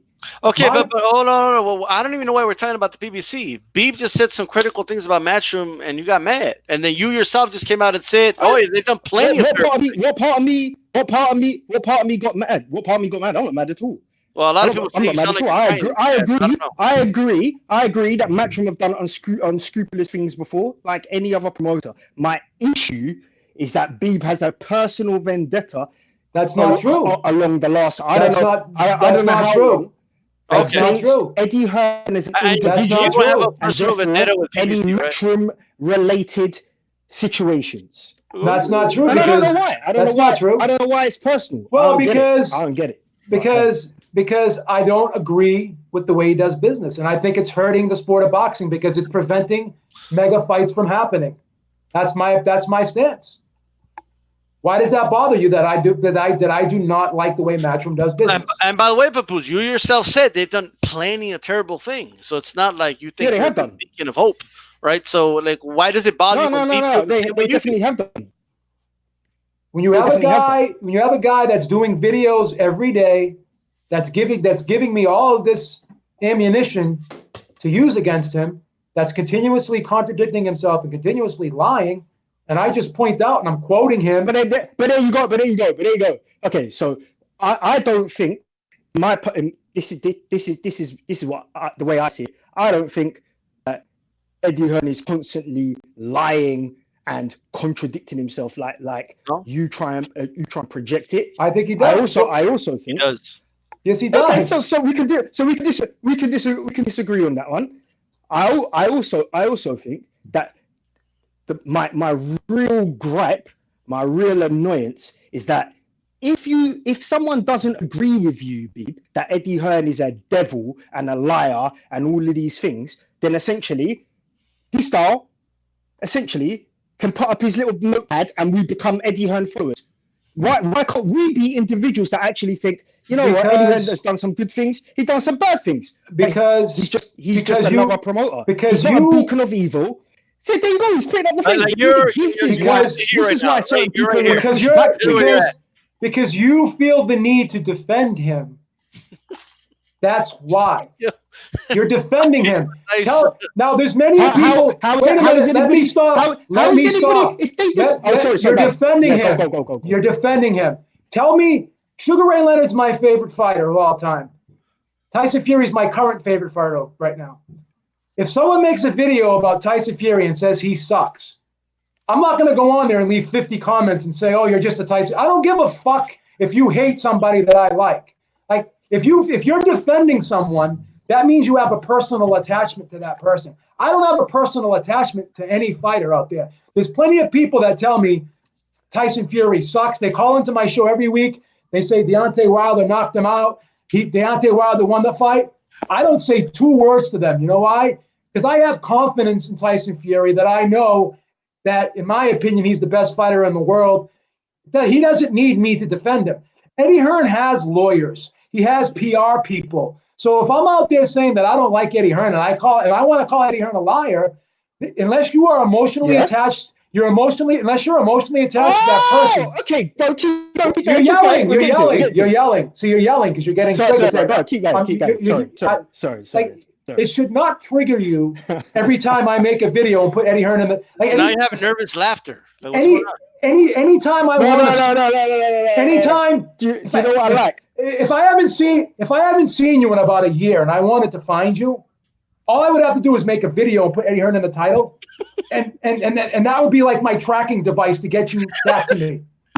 I mean, because anytime I make a video, you know damn well there's plenty of videos that you've done about Eddie Hearn that I don't even watch, I don't even comment on. No, you always do. You always do. Right. No. If I wanted to find you, why don't you go back through the videos then? Why don't you go back through the videos then? How do we go back through the videos? If I wanted to find you, if I wanted to find you, you know what? Hold on, Beep, hold on. He just said he doesn't watch all the videos you make about Eddie Hearn. Just a moment ago, he said you always attack Eddie Hearn. You're always against Eddie Hearn. You have an agenda against Eddie Hearn. Bro, you got to make up your mind. Do you have a lot of evidence? What do you mean I've got to make up my mind? So if I'm saying the video that I watch, he attacks Eddie Hearn, then therefore, what about the videos that's you didn't my perspective. Watch? That every video that I've watched, he's attacking Eddie Hearn. What about the videos you did? You just admitted that you don't watch. How do you know? Right. And Beeb just said that he has a personal. Beeb just said he has a personal aversion to Eddie Hearn. It's not personal. It's not personal. It's business.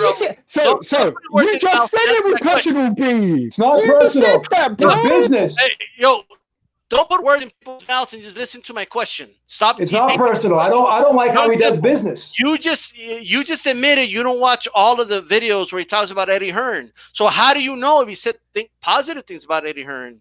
Okay, just like the example he gave you when he sided with Eddie Hearn. Okay, in the Ortiz situation. All right, how do you formulate this concrete belief of yours if you just admitted you don't watch all the videos? Do you want some evidence, D-Star? What? Do you want some evidence, D-Star? Well, I'm saying you just admitted you don't watch all his videos where he talks about Eddie Hearn. You flat out admitted. So do you want some evidence? Do you want some evidence of why I believe he has a personal vendetta? Because he said that it's personal for me. Yeah. So if I disagree with a video or whatever that B makes, why is it personal for me and it's not personal for him? Because I don't go around on everyone's video that praise Eddie Hearn and tell them that Eddie Hearn sucks. I never comment on all these Eddie Hearn pro Matchroom, these pro Eddie Hearn channels because I don't care. I don't feel the need to defend anybody because Eddie Hearn has a lawyer. Tyson Fury has a lawyer. They have a management team. They don't need, it should not upset you unless you have a personal. And you have a choice to make. Either you admit that you do watch other videos, or you admit you don't watch other videos. If you don't have a personal, I just said about 5 minutes ago that I don't watch your videos. If you don't have an affinity, that don't even make no sense, D-Star. If you don't have an affinity towards Eddie Hearn, then why do you defend him all the time? So how is me disagreeing with you on certain topics to do with Matchroom, primarily to do with, for example, the zone broadcast situation. I can name the subjects where I've disagreed with you. It'd be the zone broadcast situation. Let's take away the Wilder and Joshua like negotiations or whatever, because that's just a rabbit hole that no one will ever be able to get out of. Certain people have got their perspectives on whatever went down. Other people have got a completely alternate perspective on whatever went down. So that's just that. So there's never going to be a resolution to that one. Were you one of those people that wanted proof of funds? I don't say that, D-Star. Were you one of the people that said that they had to show proof of funds of the 50 million? No, that was never an issue for me. I mean, I don't even want to get into this argument because you just go and end up going around the houses on it. It's a mute and dumb point. Joshua's lost the fight to Ruiz. So whenever him and Wilder eventually fight at some point in the future, we can all start arguing with each other all about that foolishness again, because at the moment it's not a fight on the table. So why do we need to even talk about it? It's done, isn't it? People, Tiny Tim. So we can just move on. Tiny Tim. Wait a minute. Can I finish what I was saying? Tiny Tim, you can't complain about me making videos about this stuff every day and then you're watching them, because if you didn't like them, then why are you watching them? Go ahead. Sorry. Go ahead, Papoose. Did you not? You must not have seen what I wrote in the last video you did, attacking Eddie Hearn. But why does that bother you? But why does that bother you? But why does that bother you?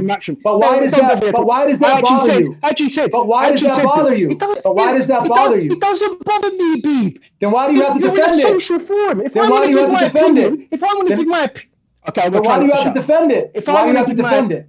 Why do you have to defend it?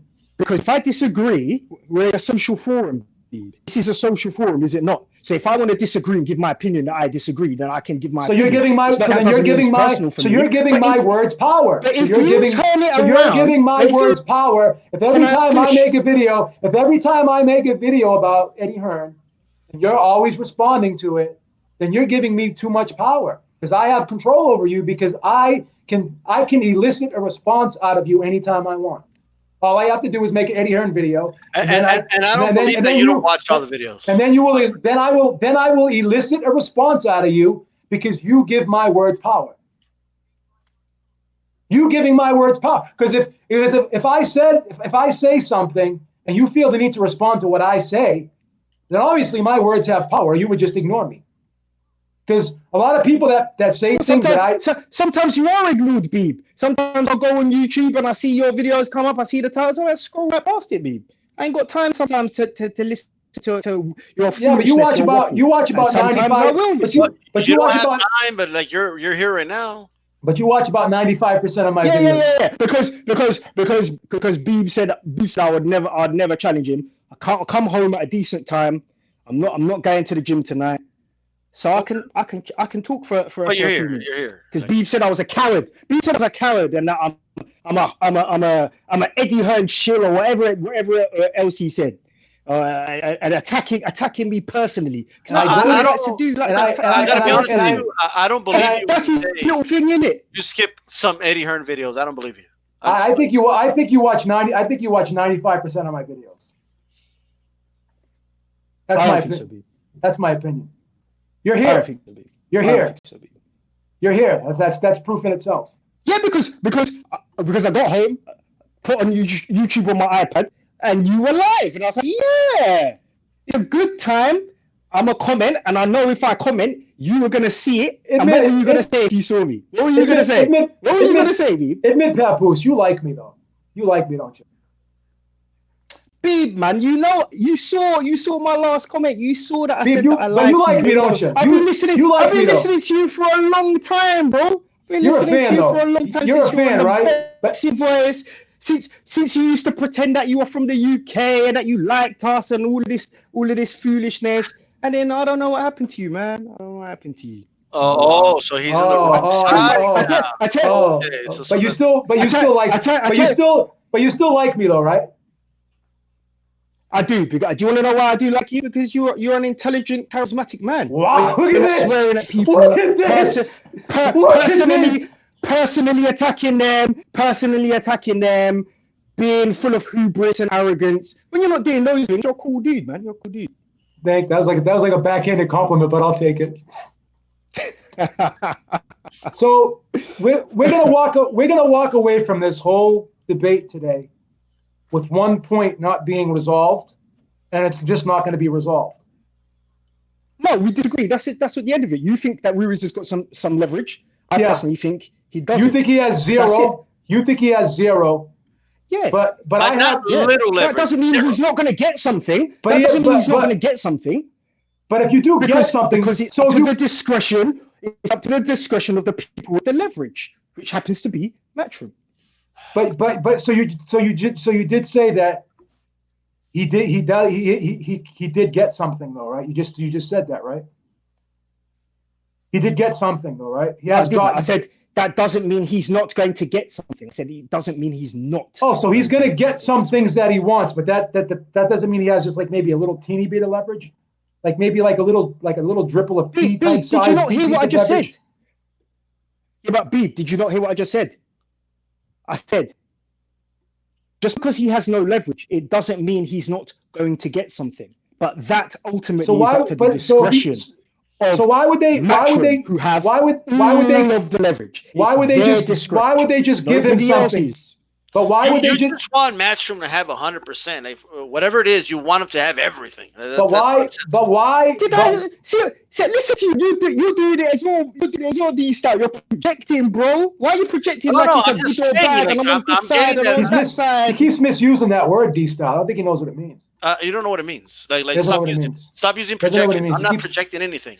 But that's what you guys do. You turn projection would mean that I want Ruiz to have all but you just projected on other people. Wait a minute. Stop for 3 seconds. This is why. Okay.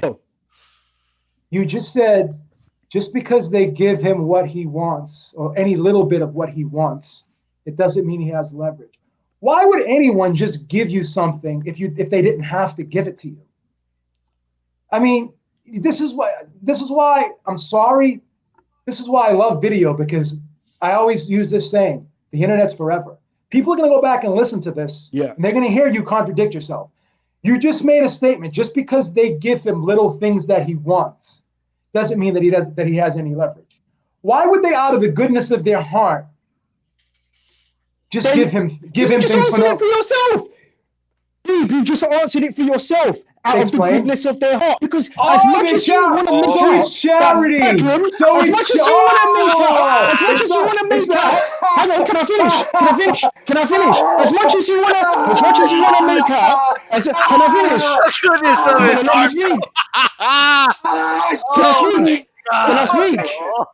Can I speak? So can I speak? Are you gonna let me speak? Why don't they just do it now?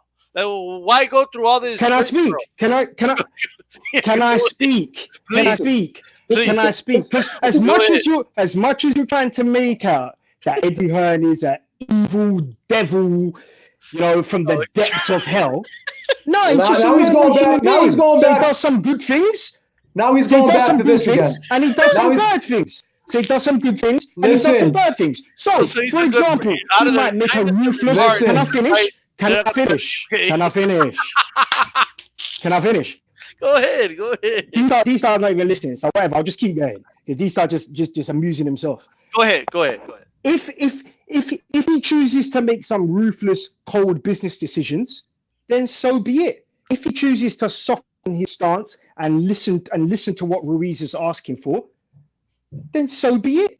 But ultimately, that is his decision. It's his decision whether he chooses to be a more, if you want to call it moral or ethically responsible person in this situation, or if he chooses to just be a cold-hearted, cold-blooded, straight down the middle business decision.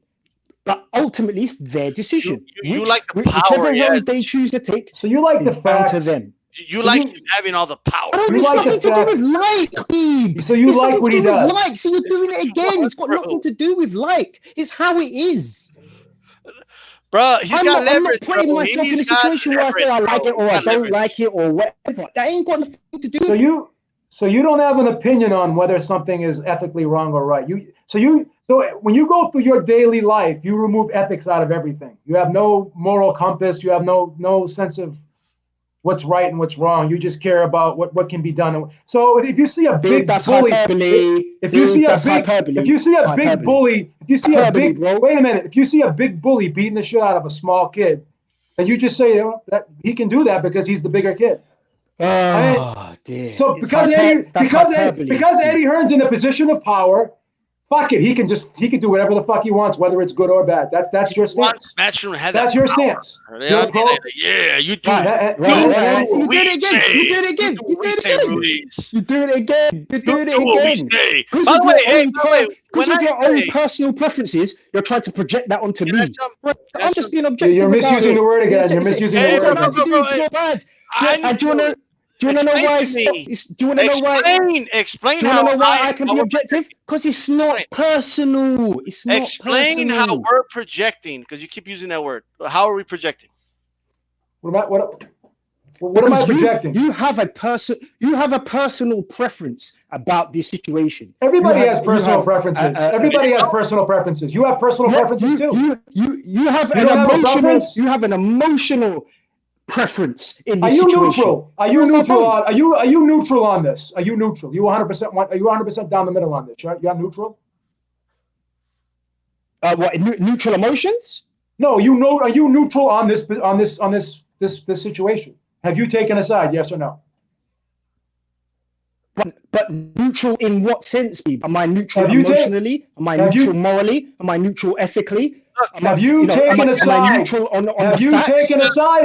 Psychological defense mechanism in which individuals attribute characteristics they find unacceptable in themselves to other people. How are we projecting? I'm asking. You just given the direct synopsis of exactly what you guys are doing. Who do you think? All the power. Who do you think? How am I projecting? That's what I'm asking you. You are both speaking at the same time. Say again. When I said, okay, you just want Matchroom to have all the power, even though you're conceding that Ruiz can get what some of the things that he wants, like the fight not being in the UK, getting more money, right? You also, in the same breath, want to say he has zero leverage, none whatsoever. Okay, and then you told me, no, this is how you're projecting. What was I projecting? You were projecting when you said you just want Matchroom to have all the power. Well, no, it's got nothing to do with what I want. How am I projecting that? It's got nothing to do with how I view. If he's projecting, I don't view Matchroom. If he's projecting, that means he would want Matchroom to have all the power too. That's how he would be projecting his feelings onto you, or vice versa. I would want we don't want Matchroom to have all the power. You do. So how are we projecting? Because it's not an emotional decision. I've got no feeling about whether or not Matchroom have all the power or don't have all the power. Then why are you commenting? Then why are you defending? They have all the leverage. That's it. They don't. But you know they don't have all the leverage because the contract. You know they don't have the contract. You know they don't have all the leverage. End of it. You know they don't have all the leverage because you just said that you said Ruiz has been getting things. Yeah. So we're going around in circles here, guys. Going around in circles. Oh, so you know what? Well, thank you very much, Beeb, for having me on. That's fine, but you contradicted yourself, bro. You contradicted yourself a lot. Like, I know it sounds like a big word. I'm sure you're gonna think that. No, we don't think that. But you can't. But listen. You came on. Props to you. Email me. I don't need no props, Beeb. I don't need no props. I'm just saying. I'm gonna give you props for free. I'm wrapping these props up in a gift box and I'm giving them to you. I'm giving them to you for free. You know what I'm gonna do? I have your email address. If you would be so kind, if you wanted to, you can send me your address. I'll send you a Ringside Reporter t-shirt. No, I don't want your stinky t-shirt, Beeb. I'm too ripped for your t-shirt. You probably won't have the right size for me, man. Okay. Oh, that's very disrespectful, but we'll take that. Well, I mean, I'm being nice to the guy. And he's insulting me. Wow. Well, it's an insult. It's an insult to your t-shirt. It's not an insult to you as an individual, as a person. The t-shirt's a reflection of me, of my brand. My brand's a reflection of me. Oh, that's right. Is that projection too? That's the issue. Am I projecting now? Yeah, he is. He's projecting himself onto the t-shirt. He's projecting himself onto the t-shirt. He doesn't need to do that. Separation, Beeb. Separation. separation, my brother. So anyway, guys, I've been on for long enough. I'm gonna do one now, as we say over here. Thank you very much. Appreciate it. But what does I'm gonna do one mean? That doesn't mean you're gonna go rub one out, does it? Nah. Do one means leave or go. That's what do one means. When we say I'm gonna go do one here, that means we're gonna go rub one out. Yeah. You got different. You do that, bro. So, don't worry about it. All right, brother. Hey, thanks for coming on, peace. Man. Don't forget to project shit today. Yeah. Right. All right. There you go. Anyway, that was interesting. I love I never noticed how many UK fanboys you got in your chat, bro. It's horrible. Like, oh, he's making the right points. Like, they disagree with whatever he says. By the way, I don't know how the mental acrobatics someone has to make to say, well, he can get what he wants, but only if Matchroom lets him. Only in the kindness of their heart. Why would someone and again, I'm not gonna trash the guy because he came on whatever. No, we could trash his points. But the thing is why would someone sit down and do business with somebody, right, and make concessions out of the goodness of their own heart if they didn't have to? And if it was he killed himself. He would have done it already. He killed himself with that point. He just killed himself with that point. Right. And AR95 SIN 45AN, you do realize that I don't give a fuck what you think either, too, right? But I know you give a fuck what I think because you're in this chat and you're commenting on my video. So thank you for the support. Absolutely. Fucking idiot. Well, Leighton, I mean, you're the only one that said his name's Papoose. He calls him Papoose. You're the only one. You're the only one that said he won because you're obviously. There's like 3 fanboys that just want Matchroom and have all the power. Yeah, like of course you're gonna say he won because you're part of the same cult as him. I mean, I wouldn't expect anything different. Like they already decided who won the debate before it even occurred. But he did avoid like 5 questions. Like but you know that at least my points are relevant because I got even UK guys agreeing with me. And not only that, man, Ruiz is going to get more money. Ruiz is going to get more money for this fight, guys. Okay, you can word it however you want. Oh, he'll only get more money if Matchroom, out of the kindness of their heart, gives him more millions. Okay, that's the most idiotic, honestly, the most idiotic argument I've ever heard. Yeah, it's crazy. Not attacking him personally. I'm talking about that argument. Okay, and then he also said, I told him, so he doesn't have 0. And then he told me, no, I conceded that he has some leverage. And then he turned his back on that. Okay.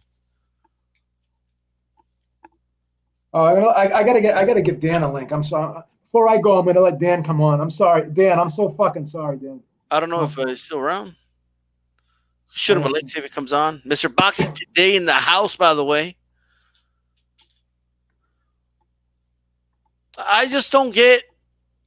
What's like, in other words, it's as if they're acting as if we're arguing that Ruiz has all the leverage. You know what I mean?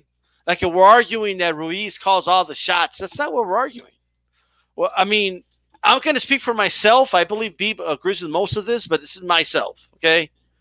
The way I see it, all right, most of the leverage is on Matchroom's side. Correct. Okay? However, Ruiz has some leverage. Enough leverage, maybe not enough leverage to get the fight in the U.S., but enough to make it neutral side, right? Maybe not enough leverage to get the lion's share of the money, but to get more money, all right? That's all I'm arguing. It's not that complicated. When you have somebody like Eddie Hearn being interviewed and saying, we put the fight in a neutral ground because Ruiz didn't want to come to the UK, we wanted to avoid the headaches. Yeah. Why would there be any headaches if you had all the leverage? If it wasn't about headaches, it was just about the kindness of your heart. Then out of the kindness of his heart, you should just give Ruiz more money now, and let's get the fight going. Let's get it popping. Tiny Tim says I got a Hearn man crush. I think you got a crush on me, Tiny Tim. Now that's projection, right? I think we know who has a Hearn man crush. Yeah, okay? I think he's got a crush on me. I think he's got a crush on I me. never heard someone use the word projection so wrong so many times. He doesn't even know what it means. And then he kept saying, because you're emotional. Like, how could someone be yelling at the top of their lungs and telling you that you're emotional? I already admit I am emotional. I'm an emotional. I just sent Dan the link, but maybe he left. I'm sorry, Dan. The ring IQ, you're just a biased dude, bro. No, I like ring IQ. Yeah, but he's being biased when it's not a neutral site specifically for Ruiz.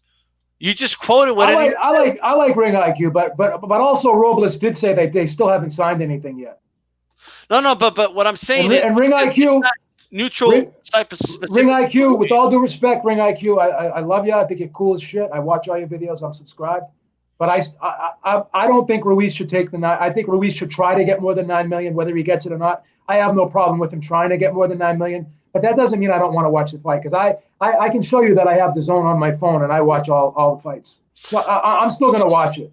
Selt asked me, don't you think the contract, think a contract, not a contract, and legally, I think you're asking me if I believe a contract should be legally binding. I believe that's what you're asking me. Yes, no. Ruiz, again, ring IQ. Ruiz doesn't have, the dominant amount of leverage. He's not in control, but he has some leverage because he has the belts. Joshua wants the belts. If Joshua doesn't have the opportunity to fight Ruiz, then he doesn't get the belts from Ruiz, and he doesn't get the chance. He doesn't get the opportunity to avenge his loss. So I can. Yeah, I'm gonna let Ring I. I'm gonna put my email in here, and if Ring IQ wants to jump on, he can jump on too. I don't know what happened then, man. He's probably gone already. Yeah, because if the guy has zero leverage, then the fight would. The guy has zero leverage, then the fight would be in Cardiff right now. I know it makes a lot of Eddie Hearn fans. You also got Manny Robles on video saying, that we haven't signed anything yet, and there's a reason why. In that same video, you're leaving out that point. So the fight's going to happen, but things have changed. Yeah. Compromises and concessions have been made. Nobody gets 100% of what they want in any deal. Never. Even though they are in control, they're the A side. Yep. In order to get the fight done, they still have to make some concessions. It doesn't do them any good if they don't fight Ruiz and win those belts back from Ruiz either. It's not a good look for them. Right. How are they gonna be the man in the division if there's still a guy out there that beat them that they didn't get the chance to avenge the loss to? What about that? I mean, you're totally disregarding that point. So if Ruiz wants to fight again, but again, we don't know how a judge is going to rule, because again, a judge could look at this contract and say this is an unconscionable contract. Can you remind people the options Rockman had? Rockman had the opportunity to sit out 18 months if he wanted to. Yeah. And before that fight even went to court, it took like 8 months. So and not only that, it's important to note that in that case, Lewis just wanted the rematch. This wasn't an issue about money, and it wasn't an issue about the site. Okay? It's important. It's important for people to know that. Ralph wants to come on. I got to give Ralph a link too. Ralph is fucking. I love Ralph. We'll let everyone come on this motherfucker. Look at this. And I'm not taking shots at any. I like Ring IQ. I sent them a link. Yeah. I put the thing in the email in the chat. I just feel that the statement saying that this is not a neutral site for Ruiz per se is wrong. Eddie Hearn himself said this is the site they picked to be neutral because they don't want to deal with a headache. Okay, I mean, that's all I said.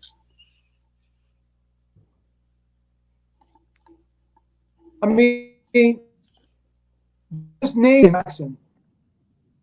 Okay. Where a guy won a fight, and he got a 20% cut of the gross. Off of the top of my head, I can't think of one. Doesn't mean it's never happened, but I cannot think of one. Anybody who wants a link, anyone who wants a link, just fucking click on that email. Like, I'm sure, maybe I'm wrong, but I'm sure Mosley got a pretty good cut out of that rematch with the lawyer, even though he had a win over him. Yeah. You know, like Mr. Boxing today said AJ's the one who needs to redeem himself. If AJ doesn't get this fight, yeah, it doesn't help him either. Nope. Here's Raphael. I don't know if Ring IQ is going to come on, but I gotta let Raphael. Here's Ralph. Okay. Yes. Ralph. Yes. What's up, Ralph? Yes. How you doing? I'm good, man. I'm good. What's going on? So go ahead and speak. Go ahead and speak your piece. We're gonna give you the floor for as long as you need it. Yeah, it won't take long. Yo, I've not long come in, about an hour. Been listening to the show. Yeah. So, how are my levels? You're a little low. If you could bump up a little bit. I can you bump up? That's better. 1 2 1 there you 2 1. Much better. Good? Go ahead. All right, good. Yeah. So, fill me in. The fight's on. Correct? I'm thinking it's on, but what happened was in a video today by Boxing Social, the guy asked Eddie Hearn. Now, a lot of people are saying that Ruiz hasn't signed this contract, right? Right. And then he said, now, when you say he signed, are you saying that he signed the original rematch clause from the first contract, or did he sign the contract for a second contract for the second fight?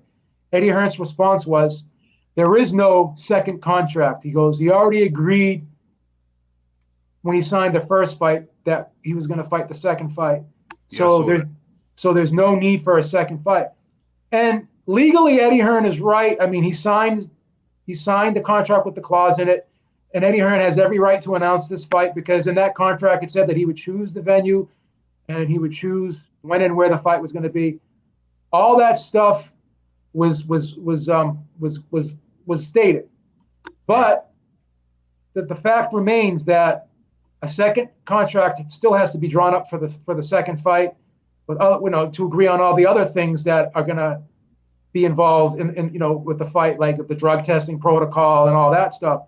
So you're talking about the bout agreement. Yeah, the whole situation. The original. This is basically a letter of intent what Ruiz signed the first time, and basically he needs to sign a second contract, and Joshua needs to sign a second contract to make the second fight official. Yeah. So that's the bout agreement. The bout agreement. That's what's commonly termed the bout agreement. Well, the bout agreement comes before the contract. The contract is the final document. The bout agreement is all the things that are requested, and if those things are signed off on, then the actual contract for the second fight will get drawn up. Okay. So basically, what has happened is, from what I understand, he has not signed a contract for the second fight yet. Okay. So, that's given the interview and given Manny Robles' response that he said, I don't know why they're doing press conferences and fight announcements and promos when we haven't signed anything yet, and there's a reason for it. And then even in that interview, Eddie Hearn said Ruiz had questions, he had concerns. So I'm assuming, and I'm pretty sure that those concerns and questions have to get addressed before a final contract for the second fight is drawn up, and then he actually signs off on the fight, a contract for the second fight, which I don't think has been done yet. But that still doesn't mean that Eddie Hearn can't go forth with what he's doing, because he does have an agreement from Ruiz that he would accept the fight. Yeah. So I think, from my understanding of the situation, I think that what's happened here is that Eddie Hearn has said, okay, you've already signed for the fight. You signed for the fight, and now we're going ahead. Now, if you want to make some type of legal objection, then go ahead. That's it. Yep. That's it. That's the situation. Now Eddie Hearn is ultimately saying, legally, we have the right to do this. Yes. because you have signed a contract which says that we can.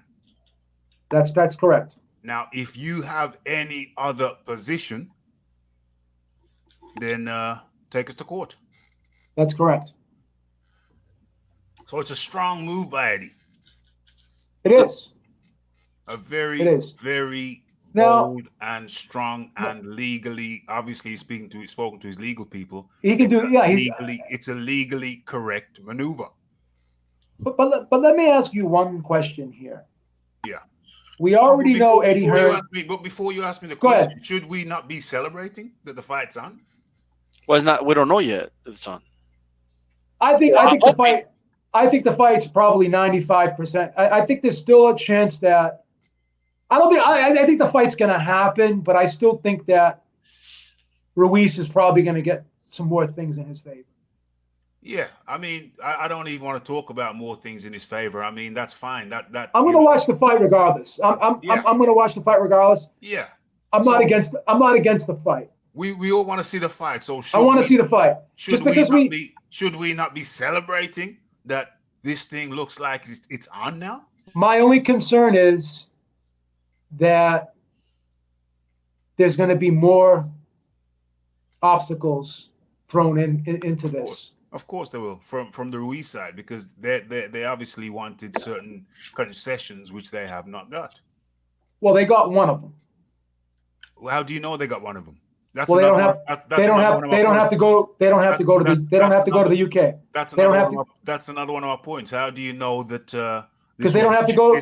No. How do you know that this wasn't a chess move? It's been said there is a feeling that this may have been a chess move by Eddie. Eddie himself said that Saudi won the race. Saudi made the biggest bid. How do you know that Eddie Hearn didn't prefer Saudi in any way? And if he did, then they're just doing what they wanted to do: go to Saudi. Well, you're asking us if do you know that? I don't know that. I'm saying that's a possibility that we have to put on the table. Because the reason why I say that, Ralph, is because when Saudi wasn't on the table, and it was just Cardiff in the United States, and he said that I know that United States, if the fight was in the United States, it would be more money than Cardiff, but I want to do the fight in Cardiff because I think it's the best chance for Joshua to win. So this fight is not about the money. That was coming out of his mouth.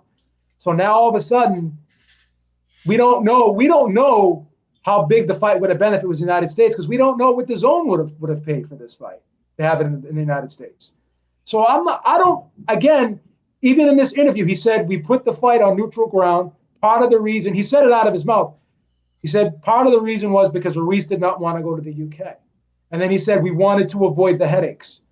So I'm going off of what this guy's saying. If I come in there, I'm looking at this thing and I'm saying we cannot dismiss the possibility that Eddie is perfectly happy with going to Saudi. He is.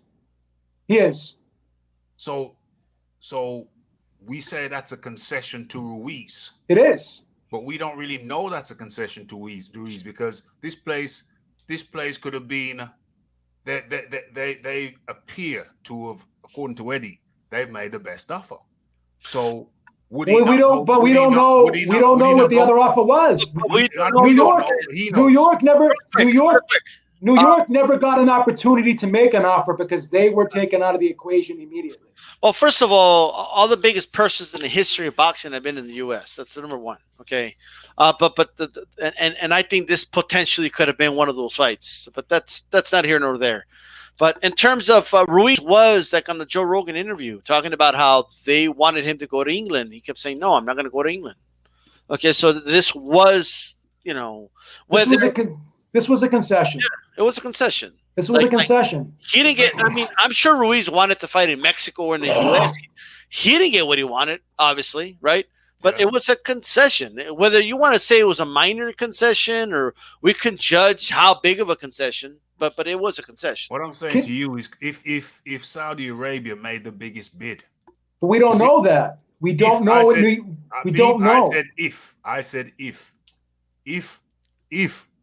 Saudi Arabia made the biggest bid, then was it really a concession? Yes. If they made the biggest bid? Yes, because this fight is not about the money for Hearn, he said. He said it's about getting Joshua's belts back. Because when Saudi wasn't on the table, and he said that the fight would be bigger in America, there'd be more money for the fight to be in America, but we want to do it in Cardiff because we have a feeling we feel more comfortable that he can win in Cardiff. So you don't think if Ruiz said yes, I'll go to Cardiff, you don't think this fight would have been in Cardiff? I do think so. I do think. Okay, then a concession was made. I mean, plus, right after the fight, right after the rematch, Ralph, the ring, he said, "We're going to have this rematch in the Ralph, this is what I don't understand. Yeah. And I hate to say, I hate to put you guys in all in a box, but I'm gonna have to say you a lot of you UK fans. Yeah. You keep saying that Eddie Hearn is in control of the situation, which he is. Yeah. But whenever you have two people sit down and do a deal together, nobody ever gets 100% of what they want.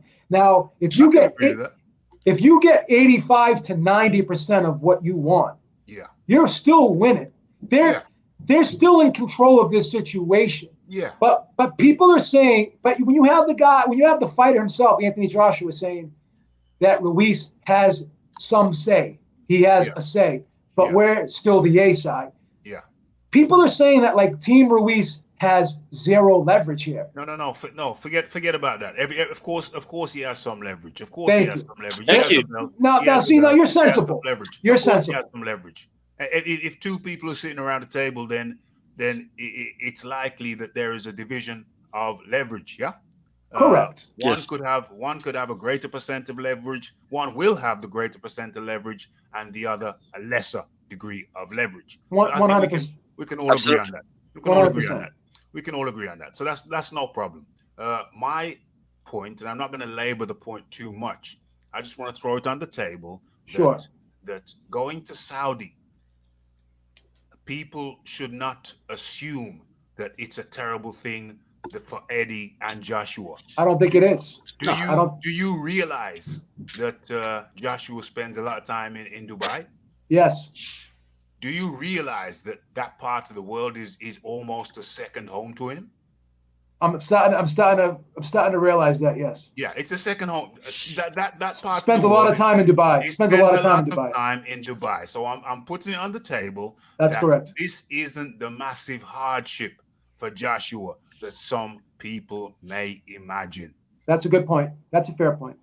I'm just putting that out there. Let people know. Let people understand. Ruiz is probably. He probably left USA once and went to New Zealand. Yeah?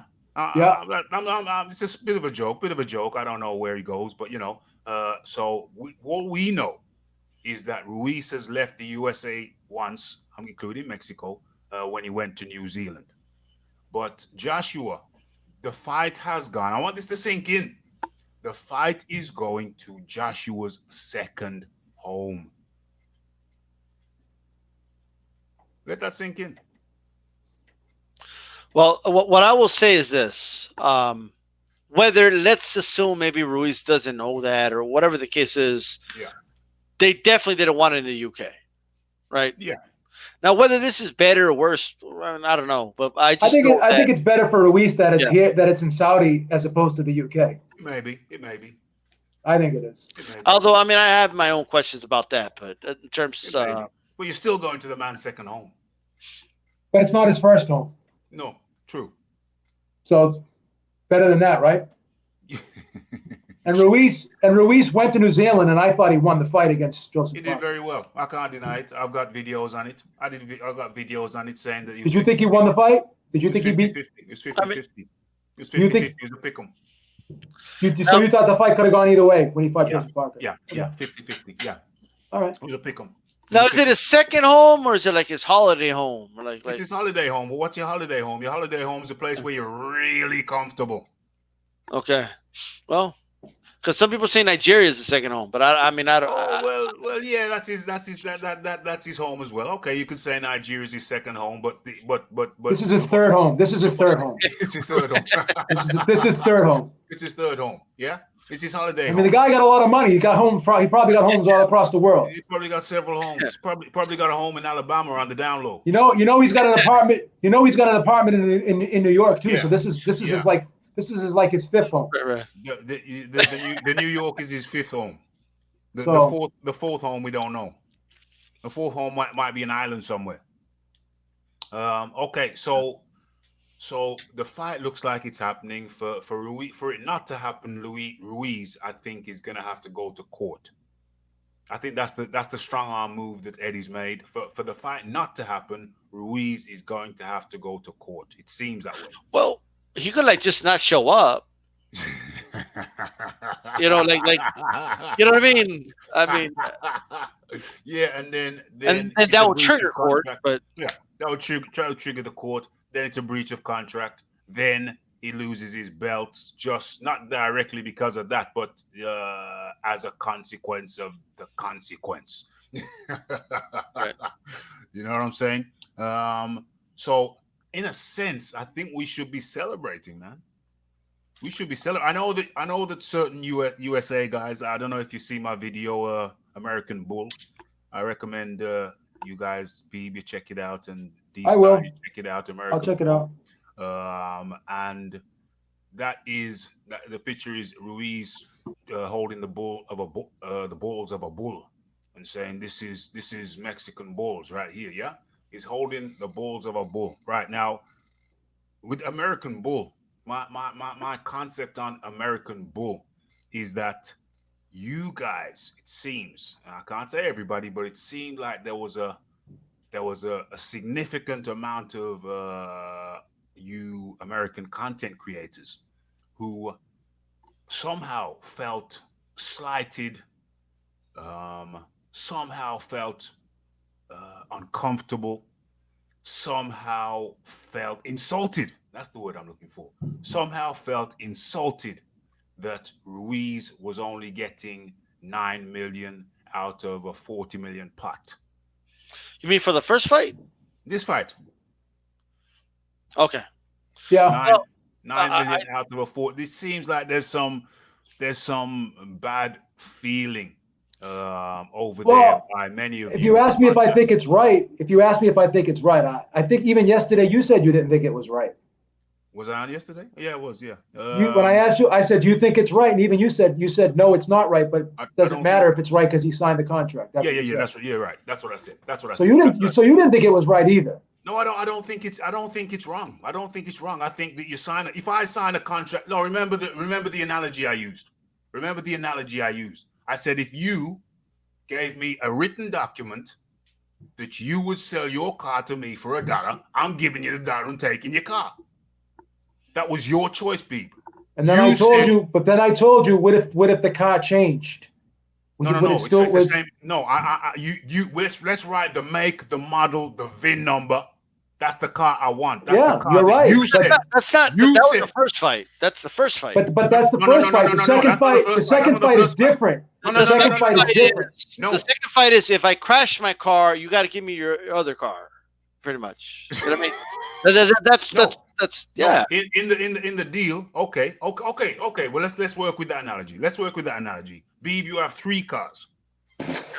You for actually, let's make it $2. You're gonna sell me your car for the first car for $1, and then 6 months later, you're gonna sell me the second car for another $1. That was the deal. That was the contract. I have it in writing. That's what you agreed to. 2 cars. The first one for $1, and then 6 months later, the second one for another $1. I have it in writing, Beeb. I want the second car for $1. That was the deal, Beeb. Okay. It's a little different. Let me give a little. Let me stick to your analogy. So what happens if I don't give you? So what happens? Let these styles. Let me put a kind of a real world spin on it. So because no one's going to sell it for $1. Okay, no. But the government here in the U.S. you can't even do that anyway. You got to sell it for the blue book value. But anyway, okay. Let's go with that. Let's say I sold you a vehicle, but man, I was broke. Okay, Yeah. I'm and you're not a person. You're an entity. You're like a car dealership. Okay. Yeah. I'm broke. I don't have money to pay my health bills. They're about to take away my house, all this. So you tell me, you come to me with a contract and you say, here, I'll buy your car for $1,000. Yeah. Okay, reasonable. Okay. And it says if the vehicle stops working in 2 weeks, let's say 2 months. Yeah. The vehicle stops working in 2 months. In this case, Joshua got beat. Right. So for 2 months, if that vehicle stops working, okay, you gotta sell me your second car, okay, for the same amount for $1,000. Even though, and let's say I signed that. Let's say, okay, right? A month and a half later, the vehicle stops working. Okay. All right. Let's just say that happens. So okay, hey, it's time for you to sell me that second car for the $1,000 because that's what you signed, right? What if that car is worth more than $1,000? What if that second car I have, right? Yeah. Let's say I say, well, I no longer have the car. That's a breach of contract. Okay. And let's just say hypothetically that I say, I could give you this other car. It's worth it's a much better car, but you got to give me $2,000 for it. That's a breach now of contract. You have two choices. Choice one, you go to court. And it'll be a long, dragged out process. You hope that the judge doesn't look at the contract and says, I don't know, man, this looked a little too unreasonable for me. Right. Right. And you hope that happens. Or you get the other vehicle for the $2,000. It's a better deal for you. Okay, that's kind of what's happening right now. All right. It's kind of, Okay. So and to me, in Eddie Hearn's case, I think he's just better off just paying Andy Ruiz more money than going through the whole, process, bro. Okay. The difference. And the reason I say that is because, man, if anyone had a stronger case than Eddie Hearn does right now, or Joshua does, it was Lennox Lewis with Rockman. Okay. Rockman didn't want to fight him, period. It wasn't a dispute of the area or the money or anything like that. Right. And even then, the judge gave Rockman two choices. Either you fight him or you sit out for 18 months. I mean, even in that case. Let me come in, though. Okay, go ahead. Okay, so, it's okay. There we have the choices then. That's the precedent. We always ask for precedent. You've given the precedent. Okay. So the precedent is that Ruiz either fights Joshua or sits out for 18 months. If he sits out for 18 months, he loses all his belts. So, but Joshua doesn't get him either, though. Well, Joshua gets first dibs, maybe. Maybe not. Even if he does, even if. It would take Joshua 2 years to get all three of them back. Maybe 2.5. Well, one at a time. It's not so bad. One at a time. So he would be taking a backward step, right? He's taken something of a backward step, yes. Why? So why would that would hurt him more, wouldn't it? It wouldn't hurt him more. Well, how is it? It's going to hurt the man who loses all the belts more. Surely. Why? Because but that guy still has the victory over the guy that. He's got the victory, and he gets looked at for the rest of his life as a clown and a punk. Can he do that to the Mexican people? Why would he get looked at that way? But can he sit out for 18 months? It would be the same as when Roberto Duran said no mas. No, that's not. I don't think so. I don't think so. Back to Panama, he was actually when Andre Ward said, how are people going to perceive him of being scared of a guy he beat? No. I never said scared.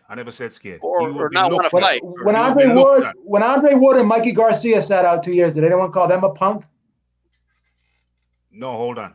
If Ruiz declines to fight and opts to sit out for 18 months, if that's the case, and opts to sit out for 18 months, loses all his belts, sits around for 18 months. Yep. You don't think he's gonna be ostracized by the Mexicans who he's just brought up? The first Mexican. I can tell you as a Mexican American, no. No, you know why? Because then people will say, well, AJ and Eddie Hearn were greedy. They didn't want to pay. They didn't want to pay Ruiz what was fair. So they're the ones that are wrong. You cannot believe that. You cannot. You cannot hand nobody, on heart believe that. nobody is right and wrong here. Everybody in the sport of boxing is greedy. Everybody's going to want to try and get the most they can get. No one's wrong here. I just think that.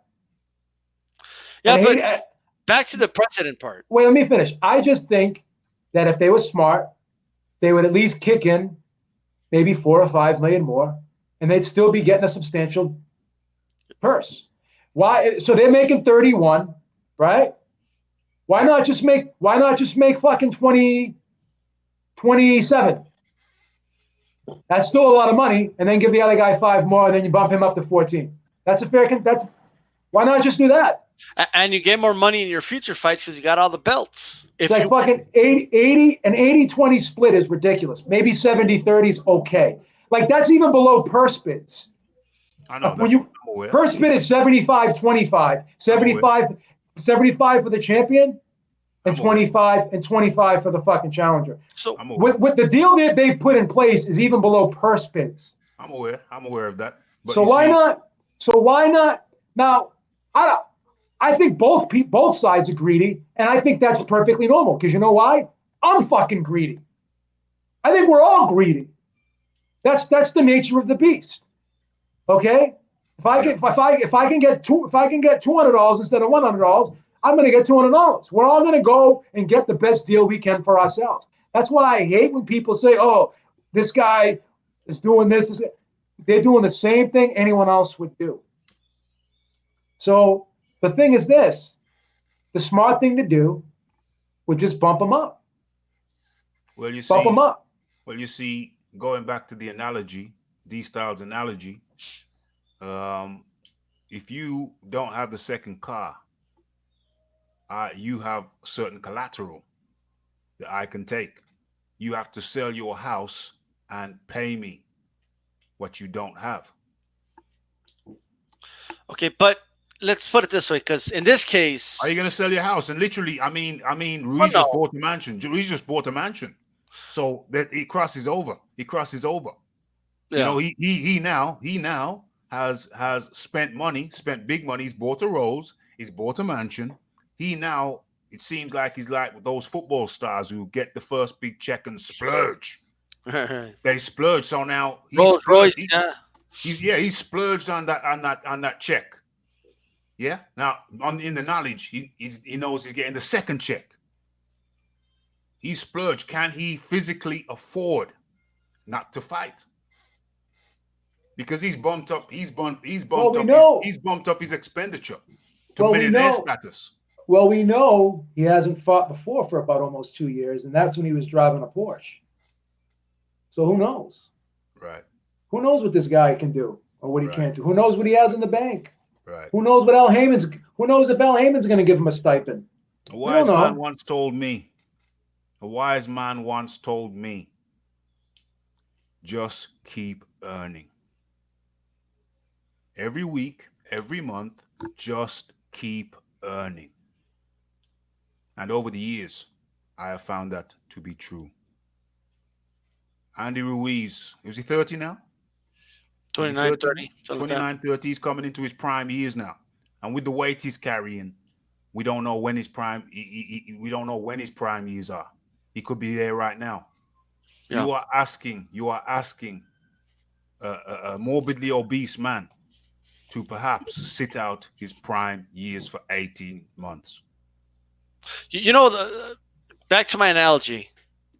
Let's say the second car, right? Yeah. Is like a car you really want, right? Yeah. It's your, like, you have an attachment to that car. Yeah. Right. Let's just say, because I believe that's adequate given the fact that he wants those belts back. Okay. Yeah. And he wants to avenge that loss, right? And let's say I say, okay, you're gonna take me to court. We're gonna be there for a while, but I'm gonna leave that car out in the sun while we wait. Uh-oh. So you could either give me the $2,000, I'm gonna leave this car out in the sun, and maybe we'll go to court, maybe you'll win the case, and maybe I'll have to also pay for those repairs later on, but we will see. But it's not gonna be the same again. The car's not gonna be the same ever again. Right? Yeah. So you don't think it's just better to just, okay, fine. Okay, I'll just pay you more for it. Give me the car. Listen, I think they're gonna put a cherry. Did you watch the film Jackie Brown? It's been a while. It's been a while. But you remember when they're in the changing rooms and they just drop a little cherry on top. Okay. I think they're gonna drop a cherry on top for Ruiz. They're gonna drop him a couple mil. Okay. And then it's gonna take him up from 9 to 11. They're gonna drop him. I can imagine them dropping him a couple mil as a cherry on top. Now take this, you greedy bastard, and get training. Well, what do you say to that? What I will say is that means that he will gain something out of it. I mean, 2-3 million is a lot of money. You know what I mean? I don't have a problem with him gaining something out of it. I don't have a problem with him gaining something out of it. But what I'm saying to you is that I can imagine them dropping him a cherry on top of a couple mil. Beeb was saying take him up to 15. I doubt that. He's at 9 now. I can imagine them bumping him up to 11. Beeb, they're going to bump him up to 11. What do you say? That's fair. Okay, boom, problem solved. I think better than nothing. I think that's realistic. What's Ruiz gonna say though? If he's a greedy, you know what? He'll take it. D style. What's that? You're asking if Ruiz take that? What's Ruiz gonna take? Is Ruiz gonna take the 2 mil bump or not? I mean, I can't. In your opinion, you're in his position. Do you take the 2 mil bump? Yes. Or do you hold out for the 15? If I'm in his position, I take the 2 mil bump. Yeah. Well, Ralph, just think about this. Remember Jerome Miller's position? Yeah. The first deal that he was offered, he said no. Yeah. And he was offered 5, and then they bumped him up to 7. Yeah. I think they bumped him up to less than Ruiz, though. I think Ruiz was getting more. No, he was getting 7. Ruiz was only getting 5 because he was a late replacement. No. Ruiz was getting 7. Yeah, he got 7, I think. Ruiz was getting 7. I thought he only got 5. No. Ruiz was getting more than Miller. I think Miller was getting something like 6. Ortiz, because he was a late replacement, because of the inconvenience, they bumped him up to 7. Andy Ruiz only got 7. You sure? No, not Ruiz. Only Miller, Ortiz. Sorry, Ortiz. Because no, I'm talking about Andy. I'm talking about Andy Ruiz. No, Andy Ruiz got 5. Got 5. Gerald Miller got 7. But Gerald Miller got 6. Gerald Miller got 6. He was the original. He got 6. I thought it was 7. They bumped up Ortiz to 7 because he was a late replacement, and they dropped down Ruiz to 5. Ruiz was 5 in the Miller told us on his interview that he said no to the original contract they gave him. He did. And that was 5. They bumped him up to 6. They only bumped him up to 6? I thought they bumped him up to 6. They bumped because they bumped Ortiz up to 7 because they were desperate. They needed him. But when he came to Ruiz, they dropped him down to 5. So what I'm saying is every time someone kind of held out, history has shown us that they got a little bit of something. They got a little bit of something, and I think he can get a little bit of something. But the problem is, I think there's some greedy people behind him. If it's not him, it's behind him. And the 2 mil that you would find acceptable, the D-Star would find acceptable, that I would find acceptable, I have a bad feeling there's going to be somebody in his ear saying, nah, they're ripping you off. That's interesting. Yeah. Because you know he's PBC now. He left Top Rank, and he's PBC. And don't want to get too political about this, but they can be difficult. Look at Crawford and Spence. Yeah. So what a reasonable man would say, okay, you're gonna bump me up 2 mil. That's a lot of money. That's what a reasonable man would say. And that's what Ruiz might say. But with the people behind him, they might be telling him something different. They might be telling you, hey, they're taking you for a punk. They're taking you for a punk. You do got to look at the totality of the money that's going to be made, but there's no doubt that with this win, if Ruiz wins this fight, he will be a big star in this country. And take the 2 mil, beat him again. You've done it once, you can do it again and become a mega star. Because I'm sure do you not agree with me that it's a common belief and perception and accepted in combat sports that to become the champ, you have to defend the belt at least once? That's when you become the champ? Well, that's fair. Winning it is all good. Yeah. You're the champ on paper. When you become the real champ is when you defend the belt. Is that not a commonly held belief in combat sports? That to become the champ for real, you have to defend the belt at least once, and that's when you ascend to championship status. Look at Buster Douglas. Buster Douglas beat Tyson, but you know. I mean, I don't know.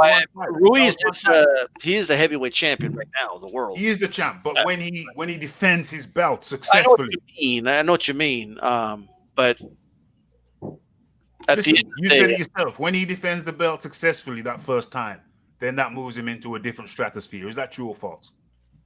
Yeah, of course, absolutely. Because a lot of people have a perception that maybe it was a fluke. I don't think it was. That's the whole point. That speaks to the point. That confirms my point. Yeah. Because right now, there's X amount of people who say, nah, we want to see you do that shizzle again to make sure you're real. Yeah. So when you do it again, when you defend your belt, that's when you ascend to real championship status. So he has to just do it again and get all the trappings of a champ. Just do it again. Be patient. Do it again and get all the trappings. Don't act so desperate now. If you acting so desperate now makes it look like it was a fluke, and you don't have confidence in yourself. Well, I wouldn't describe what they're doing right now as desperate. I don't know if I would use that word, but it seems desperate to me, to be honest. And a large percentage. I'll respectfully disagree. I think he's doing what he's got to do to get more money for himself, and he don't want that fight in the UK, and I don't blame him. Well, he's got it in Saudi now, and he's still holding out. You see, that's the problem. For more money. One excuse, then another excuse, then another excuse. That's the problem. Well, there's only two excuses. It's the location and the money. Yeah. Now, if there's something else on top of that, then I wouldn't even call them excuse right now. I'll just call them disputes. Right. They're in a dispute right now. It's not. When you say tomato, I say tomato. Well, you say tomato, I say tomato. So it's different perspectives. From different perspectives, things are going to look differently. Any fighter is going to go out there and try to get the best deal he can for himself. Whether it be Ruiz, Joshua, Dillian White, fucking Jarrell Miller, anybody. All fighters do the same thing when it comes to Deontay Wilder. Everybody wants what they feel they deserve. And if they don't feel they're getting what they deserve, it becomes an issue of respect. And when people don't get what they feel they deserve, they feel like they're disrespected. And that's basically what this all boils down to, in my opinion. Well, we've all agreed that a 2 million cherry on top should be sufficient. But keep in mind, if he gets more, I don't have a problem with it. You know what I mean? Yeah, we're not going to say take less, but I mean, a 2 million cherry on top would be sufficient for all three of us. Correct. To proceed. It's not a bad deal. It's not a bad deal. Put the 2 million cherry on top, and we're all happy. You're happy over there. We're happy over here. Correct. Put the 2 million cherry on top. That's the message. That's the message. Those, my dear fellows, are my final words. Thanks for having me on, Beeb. All right, thank you, brother. Always a pleasure. And I'm sure, likewise, and I'm sure you'll return the compliment. Absolutely. D-Style, you're also welcome. All right, man. Peace out. Thank you. Peace out. Speaking of that, I got to roll out too. Yeah, I got to roll out too, man. I was just about to say. Thank you, D-Style, for joining me today. This was fun as always. Really appreciate it. And go vote on my poll. I got a poll on my community page. Oh, I'll go on the poll too. No problem. This thing is fun. This thing is awesome, huh? This StreamYard, I love it. This is way better than freaking Hangouts. There's other stuff. I mean, you've seen it, but there's other stuff you could do with it. But I'll show you more. You could do all types. Let me see what happens when I do this. Oh, look at this shit now. You can play around with it, huh? Yeah, go back to that first one. This one? No, the other one. This one? This was perfect when you got people that aren't on camera. Yeah, yeah. You know what I mean? It's better visually, but yeah. This one's cool too. I like this one. This one's nice, yeah. Yeah. All right, man. All right, be good, Brandon. I'll talk to you. Peace. Thank you, everyone. Catch you guys later. Have a good day.